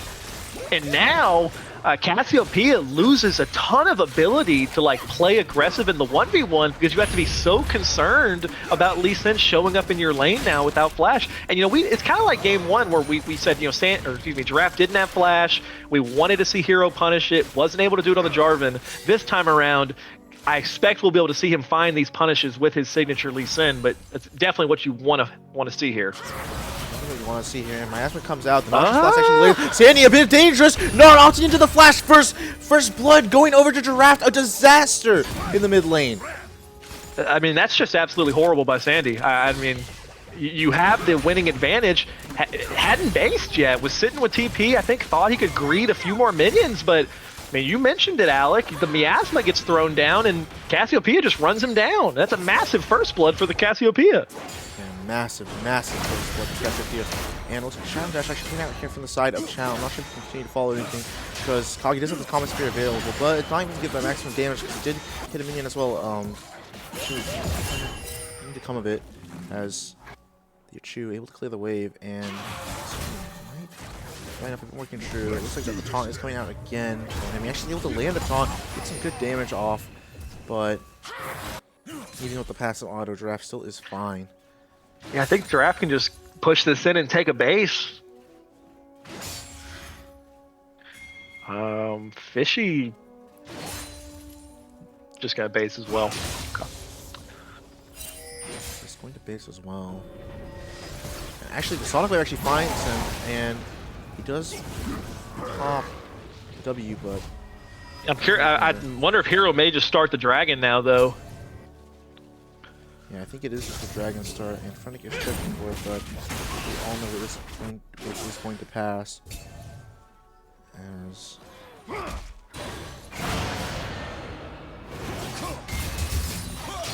You know, both top players are with level 6, both kind of low here. We'll see how big this like first Shinnle ends up being. It may be setting up for a fight right now. yeah, and actually a fight might happen right now. As Miasma already burned out, but a great petrifying gaze onto both members of Snarkify, and the Shinnle actually is burned, but a great kick to actually disengage the fight and keep himself alive. And Noxious Blast doesn't quite connect, but Hero stepping forward, and Sandy coming in as well, as the Flash Taunt actually misses critically, but still a kill picked up onto Hero, as Chow might be in trouble himself, as he's keeping himself safe with the autos, but not enough damage at the fight, and Fishy going in, and the Super Death Rocket is blocked by Frennick, as he dashes in and tries to stun him, but the Grand Starfall comes in from Kage, and he's looking for kills. He finds Fishy with the W. And it looks like that Evan might be trying to play a bit aggressively, maybe stepping forward, looking for something else, but Snark has arrived, and you don't want to give this Jinx kills. Double flash out from the side bot lane of Rift Shark, trying to keep themselves safe. And there you have it. A trade of kills with a 2-for-1 going over to Snarkify.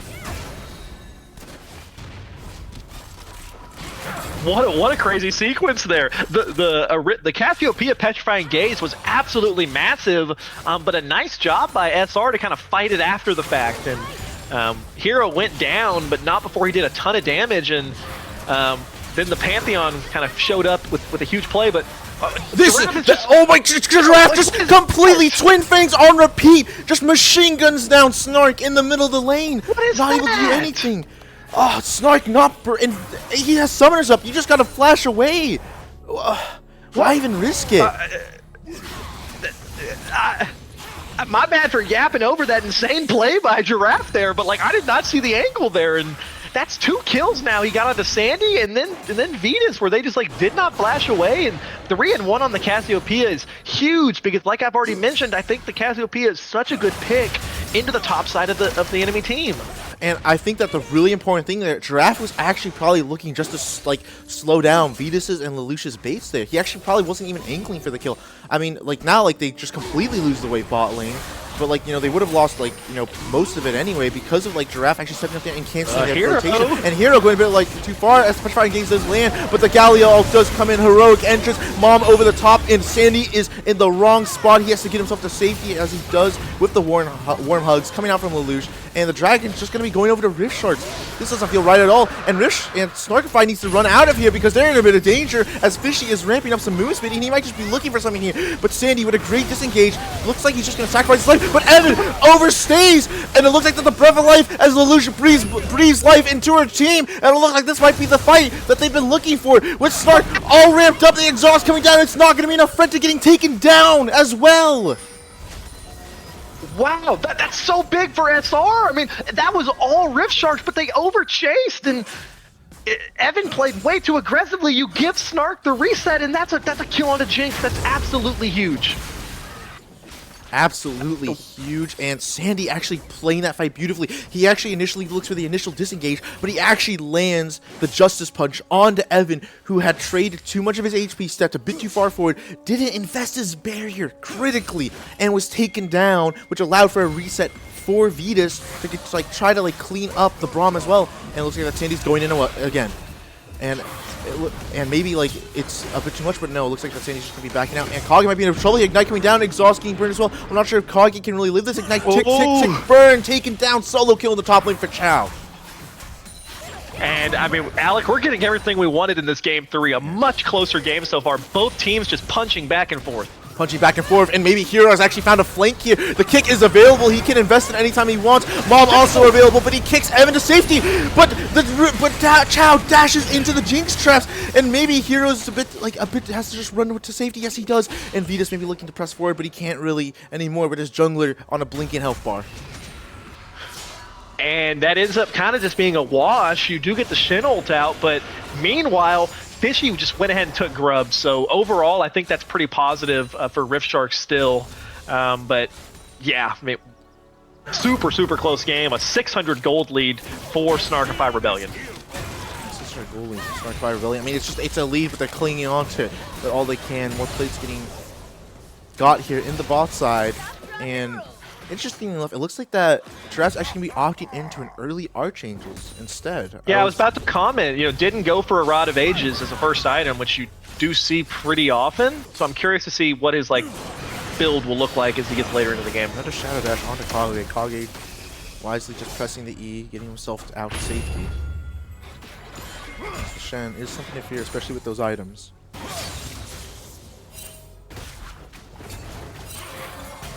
Oh, Hero might be in trouble. Fishy's here. Doesn't have flash, yet they know he doesn't have flash because they probably timed it. Giraffe getting another kill. And he's 4-1 so far in this game. And Kage is just dead to rights. Yeah, Kage is dead to rights. I think he might have to Grand Starfall out. Oh, excuse me, with the camera. And he looks like he does. Actually, really nice play from Kage. Wasting a bit more time. And Sandy probably going to get rewarded with maybe a plate or two in the mid lane. Yeah, well played by Kage there. Recognizes he has the time to get the ultimate off. They weren't able to cancel it. I guess no one had CC available, and nice job. Doesn't die. It's pretty big. Nice job indeed. Doesn't die. Keeps himself alive and just, continue just to do a good job of keeping himself alive. Although I will say I haven't said anything because I haven't noticed it until now, but Chow has generated a 40 CS lead. Yeah, it is a bit dangerous. And the quest is complete for Vetus, and Sandy dashing over to taunt again, all alone. That's just thrown down, but this is the point where the Galio actually doesn't mind getting hit a couple times with the Twin Fang, especially with that damage reduction coming through from the W.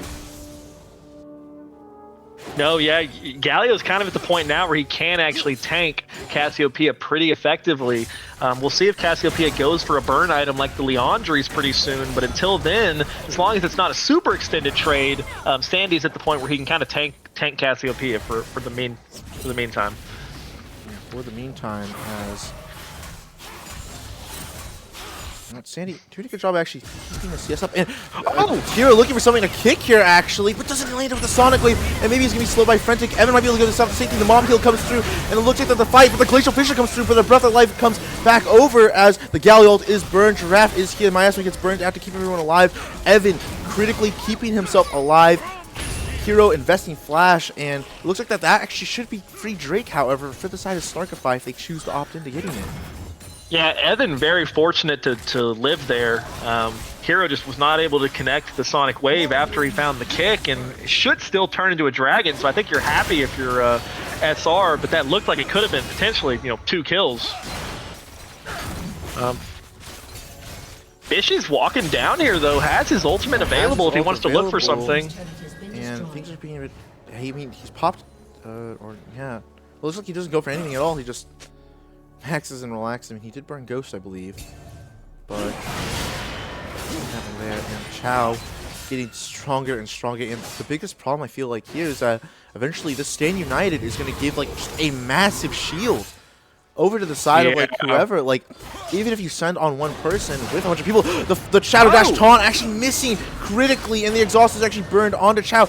I'm not sure if he should be safe. I think he is good. Okay, he's fine for now, but he just takes so many turret shots. What? I mean, he's still plenty of HP. Unkillable, by the way. Yeah, that Shen might be a bit strong as Hero is in the area, but I don't think he is going to try to look for anything with Fishy also nearby.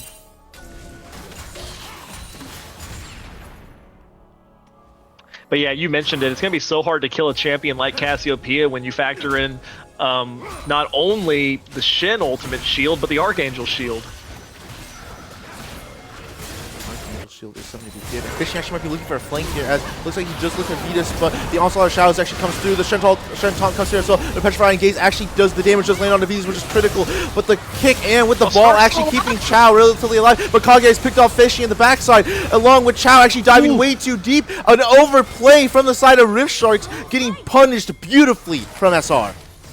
Yeah, I mean, they dove the turret so deep there, and they were not able to pick off Sandy is in the area. The kick wall has actually connected. The taunt getting flashed away from Miasma, gets thrown down. They're trying to look for something. Anything Noxious Blast doesn't quite land onto the Jinx, and it looks like that Giraffe might be in a bit of trouble as he just slithers away.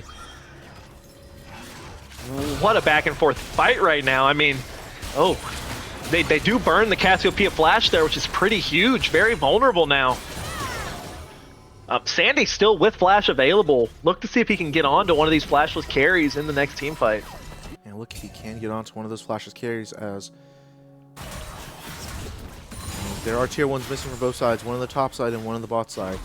And I wonder Chao's lead. I mean, yeah, there you have it. It's a 1k gold lead in top side alone.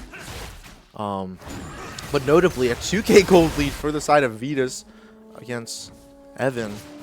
So things are not what they seem to be. But still, I mean, it's a 1k gold lead overall for one side. So this game is still like relatively close.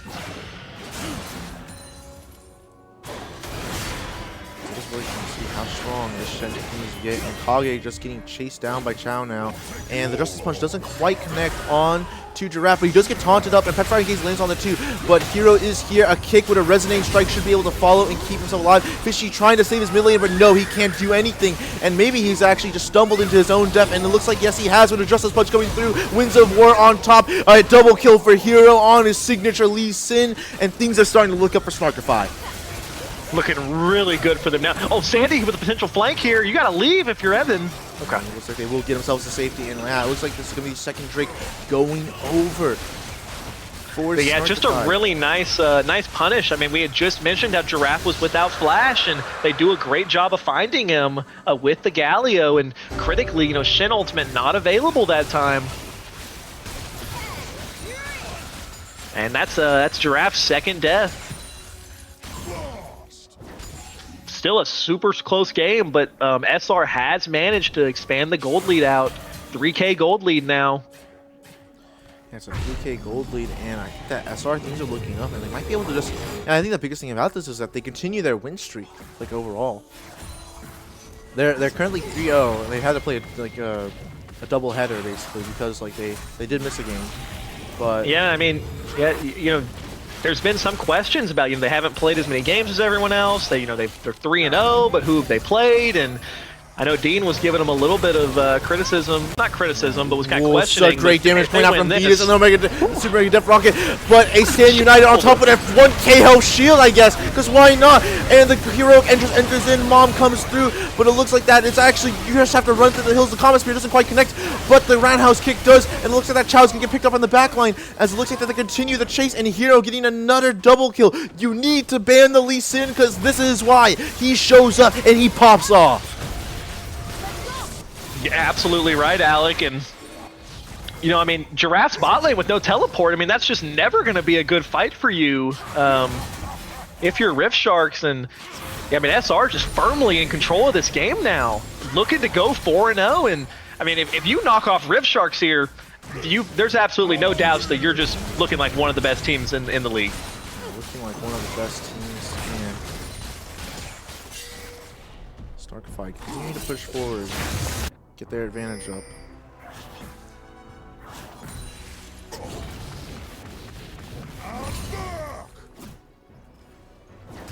And I mean, you have bounties on all 5 members at this point.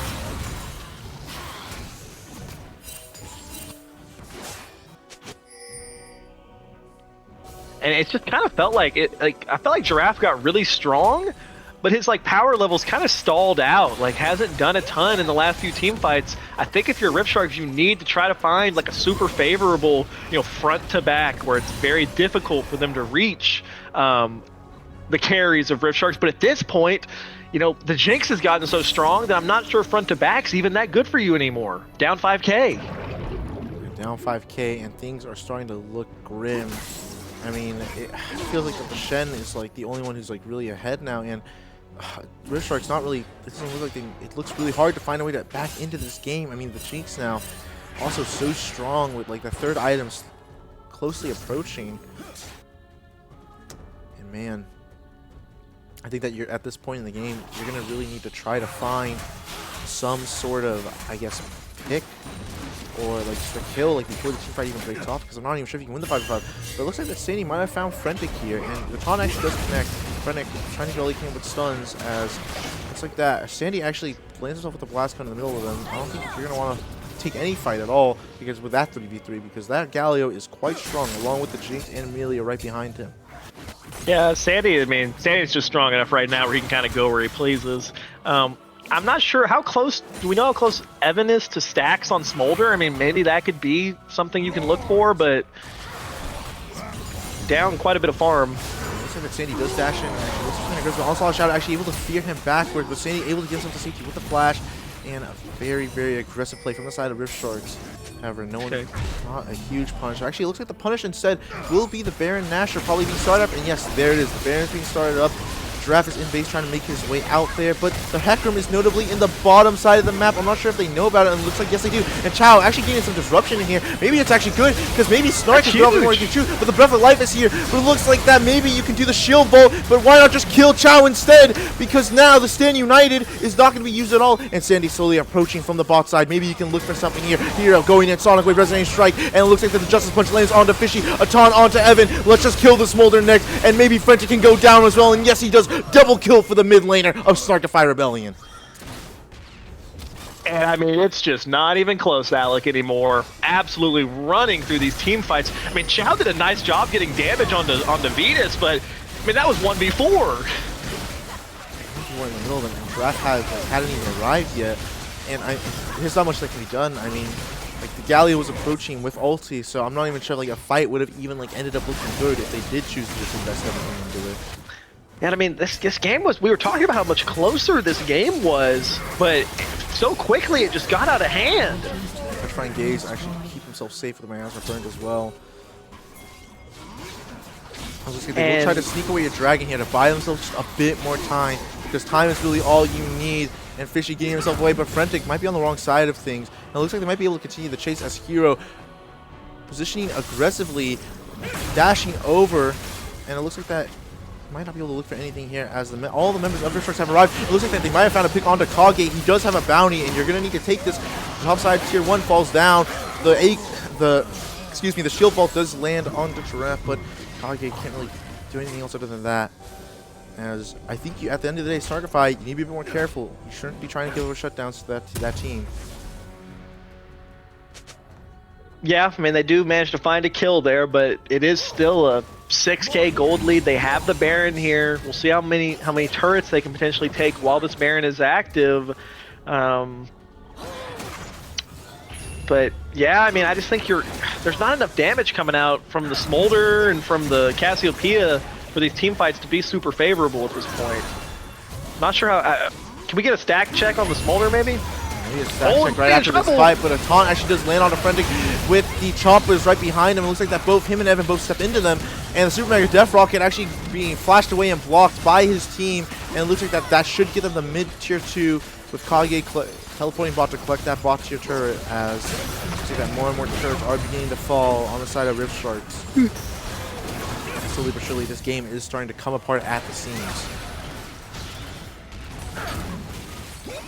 Oh, he's actually almost at execute. He is literally a stack away from execute. So it should be interesting to see how it all turns out in the end. Yeah, I mean, Jinx and Milio are just so strong at this point. I mean, they're all so strong at this point, but I just don't know how you threaten the Jinx and the Milio. Giraffe ghosting. Actually, the chain chop is actually not. The Magic Burst is actually huge, but still, Lelouch is actually feared, and it looks like that. I think you just need to get a kill here. Any kill is good, and yes, the taunt actually lands onto the Milio, but in goes the Pantheon, but he's all alone. There's no follow up there. Hero sending out the Sonic Wave. In comes the heroic engine. Sandy has arrived, but it's an execute for Evan, and Sandy trying to get a huge taunt, a 4-man taunt, but where's the damage? The roundhouse kick, but he kills his teammates. He kicks in the shin. A triple kill for Evan, a quadra kill for Evan. Rift Sharks is back in control of this game, and oh my goodness, can you believe it? What? I thought Venus was about to take over that fight, but Chao found a massive taunt, which allowed Giraffe to kill him over the wall. What an insane angle! Did you see that angle, Alex? That was absolutely ridiculous. But the roundhouse kick, you can't kick the tank into your Jinx. That's the hyper carry. He almost got instantly one-shot from it. Oh, it's a critical error from Hero, and now this game is completely back into play for Rift Sharks. You're happy with it. You're 2 dragons up. You have all the time in the world, and the Smolder scaling has finally arrived as well. Yeah, critically, Lelouch did not have flash available there, so they were able to separate the Milio, run Lelouch down. But I mean, Chow played that fight perfectly. Those taunts were just game changing. I mean, if you end up winning this game, you're looking at that team fight, and those Shin taunts were massive. And it's only a 2K gold lead now. Objective bounties have fallen off. It's 2-1 in Dragons. It's back to being anyone's game. Back to being anyone's game, and the Jinx doesn't have flash now. A very dangerous game to play. I'm not even sure if you can play on next Drake without Jinx flash. I mean, we've seen the Melio try to keep her alive, but if the Melio's getting like targeted instead, then it's really hard to like try to like play for your ADC when you're getting blown up instead. Oh man. Yeah, and I mean, Smolder basically got a full item after getting 4 kills in that fight, and has the execute now. So Evan has not really been a factor in this game. After that fight, it's going to be critical that they're able to kill him. Yeah, and I'm not sure if Sharks really needs to be at this dragon. I mean, it's fine to be at the dragon early. Looks like that Chow actually, they've decided that it is time actually to kill the Shen. The Super Mega Death Rocket. Chow probably going to be falling down. Yes, he does.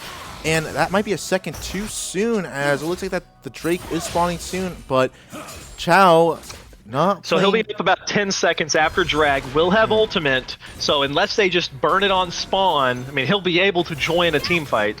Ooh, Sonic Wave nearly landing onto Evan there. Very dangerous game he's playing himself, and Sandy actually on the flank. I'm not sure if they realize it, but Hero going to maybe a bit too far. The Sonic Wave is onto him. A nice roundhouse kick, as it looks like a Dragon Rage kick, as it looks like that the Glacial Fissure to disengage the fight, and a bit dangerous as Vetus actually gets the reset. Petrifying Gaze onto 2 members, and it looks like that the Zap won't connect on to anyone. It looks like that's just gonna have to get themselves a safety, as this Drake is just all Snarkify written all over it. Yeah, I mean, I think just Riffshark's positioning way too aggressively there. Nice job by us, Snarkify Rebellion, and even up the dragon count. Oh, Evan, looks like the Evan might be in trouble, but actually the Stand United comes through, and Hero looking for something, maybe anything. It looks like that the stun actually lands onto Evan, and if Fishy goes in with the onslaught of shadows, but guess what? That's a Jinx, and buddy, and it's a bit too dangerous, but the Super Mega Death Rocket doesn't quite land, and notably only Evan falling down in that fight, and I think you count yourself lucky if that's all that you lose. Yeah, I mean, I think if the Hecarim, who's on 1 HP, dies there, they can just go take the Baron. So very critical that he lived. But unfortunately for Evan there, loses both summoners and dies. Not what you needed from him there. Yeah, not what you needed at all,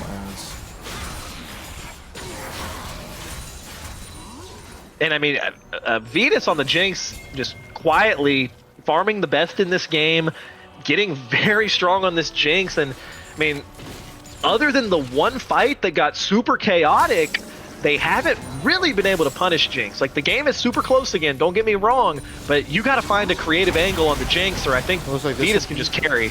Looks like it's going to be the Baron start here. I'm not sure if anything is going to happen. I mean, like, it looks Riffsharks is slowly but surely starting to arrive. The Hecarim in the wrong spot of the map. I think he got spot on a bit of vision. Mob coming through, but it's going to be a bit too late. The Redemption healing up all members. Chow actually on the wrong side of things, going for a flash taunt. I'm not sure if this is the fight you want to take. The Spear's Refuge shouldn't do that much. Petrifying Gaze goes on the 3 members. Also, Chow is going in. Fishy with a 5-man fear, taking down Killing Spree as he takes down Hero. But the fight continues to break out. But Snark is all revved up and ramped up the miasma. Maybe he ain't able to disengage the fight, as it's a 2-for-2 now. As it breaks out, as Snark flashing forward. Snark looking for an ult. Snark, maybe he can get an auto off here. Right on the smolder. Yes, he does. He's on a rampage, and he's ready to chase for more. And maybe he can actually look for Giraffe with the zap, but the minion, the evil minion blocks it. And maybe Sandy can actually continue to chase, maybe put some more pressure down as they barrel down the mid lane, looking for that inhibitor turret, which they really desperately need. And maybe Sandy flashes over this wall. I'm not sure. No, he's not going to opt into it. He's going to choose to save his flash and not stop the base of Giraffe, because now he continues to conserve his flash, and with Giraffe's flash down as well as Chow's flash down, I'm not sure if that much can happen here with any plays being looked for. I like Sandy choosing not to flash that wall. Just save the flash for when you have a Baron push, which is about to happen. And I think if he just flashes on them on the Baron push, either onto the Cassiopeia or onto the Smolder, potentially you can just end the game. So I like the discipline there, but I mean, you saw it right there, Alec. Snark just ran through the fight. It looks so difficult. I feel like there's I feel like the Shen dying so early on, it's just so critical. your ultimate, you're getting no value out of your ultimate, and you're basically not really getting that much value out of your taunt because no one can follow up on top of it. And I mean, it's 3K gold lead. They have the Baron here. They're for sure going to get at least one inhibitor. I think we at least one inhibitor, as it looks like that. Yeah, just one inhibitor. Back away. We are ahead. We don't need to risk anything at all. And maybe they actually just look at the top side because Chow, once again, a bit too far forward. And it looks like with the blast, they might be able to do it as he does continue to have the dash. And yeah, the Dragon's Rage kick to keep him away. Sonic Wave, but it's not going to matter because Snark is here. And it looks like that they're just going to be taking him down shortly as well. The Jinx is now unstoppable. And it looks like that Giraffe takes a billion damage. Petrifying Gaze with the Super Extend Rocket actually barely dodged away. Good movement from Giraffe to keep himself alive. But it looks like that top tier 2 now is being spotted out. And it looks like that they are going to look for it. And yeah, I mean, you pointed it out. I mean, Xiao just a little too far pushed. Ooh! Maybe they can find Kage has exhaust here. I think he wins this. I think he does win it. As it looks like that a fight is breaking out, and Snark is actually dominating as Evan probably stepped a bit far forward and actually got taken down at the end of it. And Giraffe still running for the hills. Kage doing a good job. Just don't let him base, and maybe it's just an end the game angle, as because Fishy and Frenetic are the only thing standing between Snarkify and their undefeated season so far, and Giraffe finally finding a safe spot to base. They don't know where he's coming in, but guess what? Let's just end the game. Also, the Shadows goes in. This is everything he has. As the Stand comes in, the Galliot, the heroic entrance, it's all on the cards are all on the table, and they're putting them all down. Everything's into this. Chow's getting taken down next. The Petrifying Gaze only lands on the one. Giraffe can't do it. Snark with a double kill. That's it. Snarkify, Rebellion, undefeated so far. Ace for them. Yeah, Snark's getting out of the game. He wants to go home. They've been here for 3 hours. A big win for them. Absolutely massive win. 56,000 damage coming out of the Jinx that game. I mean, just an amazing game. Lelouch with an amazing game as well. Just everyone on Snarkify Rebellion played so good in their 2 wins.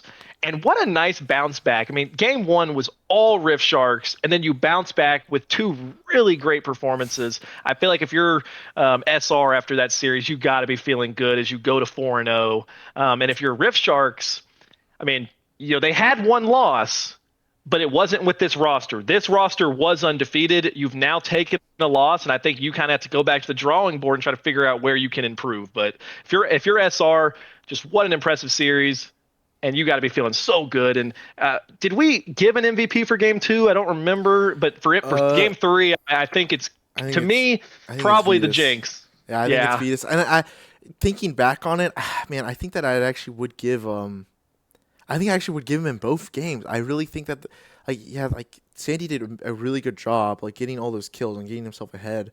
But I feel like that Vetus just coming through, only dying once in that game. In this game, also, like, only dying twice. I mean, both games, like, just staying alive as the ADC. It's the name of the game. Just live for as long as you can. And, yeah, he's able to, like, get off so much damage, get so much work done. So I think that I actually would probably give Vetus both MVPs for both these games. I'm not sure about you, Giroy. I can totally get behind that. I'd be happy giving it to either the Victor or the Varus in the second game. But to be honest, I would maybe lean towards Snark just a little bit. The dominance in that 2v2 lane, and got to give credit to Lelouch in both those wins too. Played amazingly. But I think the AD carry just really stepped up. And, you know, we kind of challenged him on that too, because that Kai'Sa game was not it. You blind picked the Kai'Sa, you got punished. You know, we called out in the draft, we'd love to see a little bit more of a lane dominance. You get that in the second game. You get the comfort pick in the third game. And Vetus just goes absolutely massive. Great stuff from SR, but yeah.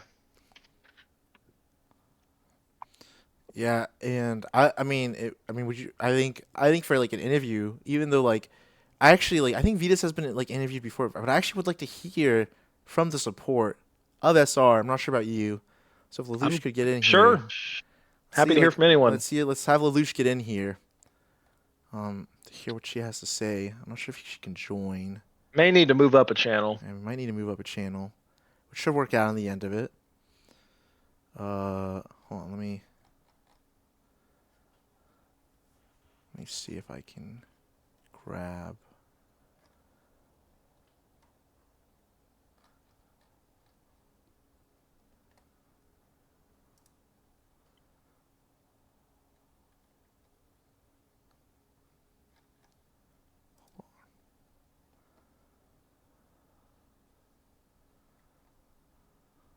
me see if I can grab her. I should be able to. One moment.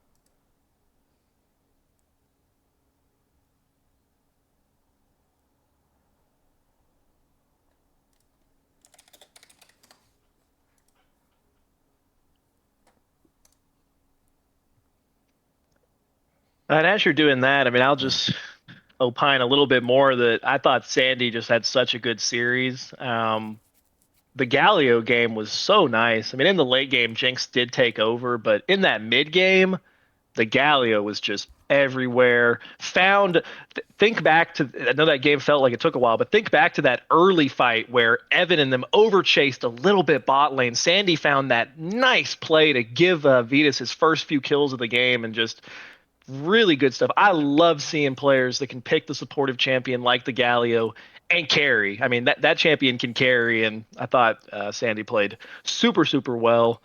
And I mean, honestly, played good all 3 games, in my opinion. Like, the Echo started off really well, fumbled it a little bit, and that game got out of hand. But just a really nice series out of Sandy into Giraffe, who many people have been talking about as kind of being the best mid laner so far this season. I mean, has the most MVPs, I believe, and has been playing really well. So for Sandy to step up for his team and put out such a great performance was really huge.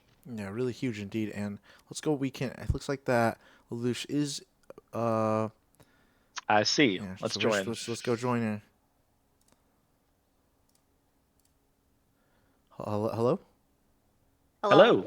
Hello. How? I mean, well, first of all, hold on, make sure everything's running. Okay. First of all, congratulations on the win. Really nice win. You guys got a 2-1 victory. Really both hard fought victories, and that especially in that third game specifically. I mean, how do you feel after the series? I feel really good. You feel really good. Very happy. Because I think it was exactly what we wanted. Jinx just running everyone down. I really enjoyed the second game. I thought the Nico pick was super awesome. And it's not really a champion we've seen a ton in Scrim Zone, but I mean, I don't know. Why did you pick Nico there in that spot? I thought you played it really well. Oh, thank you. Because Snark wanted to play Varus and was just like, okay, with Varus and Victor, let's just get ahead like early and then like zone everyone out of fights and the objectives and stuff. And Nico's just a super lane bully that makes the enemy ADC's life hard. So it was for that. But I really like Nico. Yeah, but I mean, like, even out of lane, like, you were finding like some of those huge plays. I mean, like that early, like very like early on, like, you know, you're just like you're level 6, like you roam up, like you like get like a really nice double stun with your ultimate, followed up by like, you know, like you by your E, which enables you to like take down both the Stuff. yeah, both two members of Rift Sharks. I'm sorry, I forgot like which members exactly. But you get those are 2 huge picks, really nice roam, and then like later on you actually I hope like Sandy actually like even get him even further online by taking down the Giraffe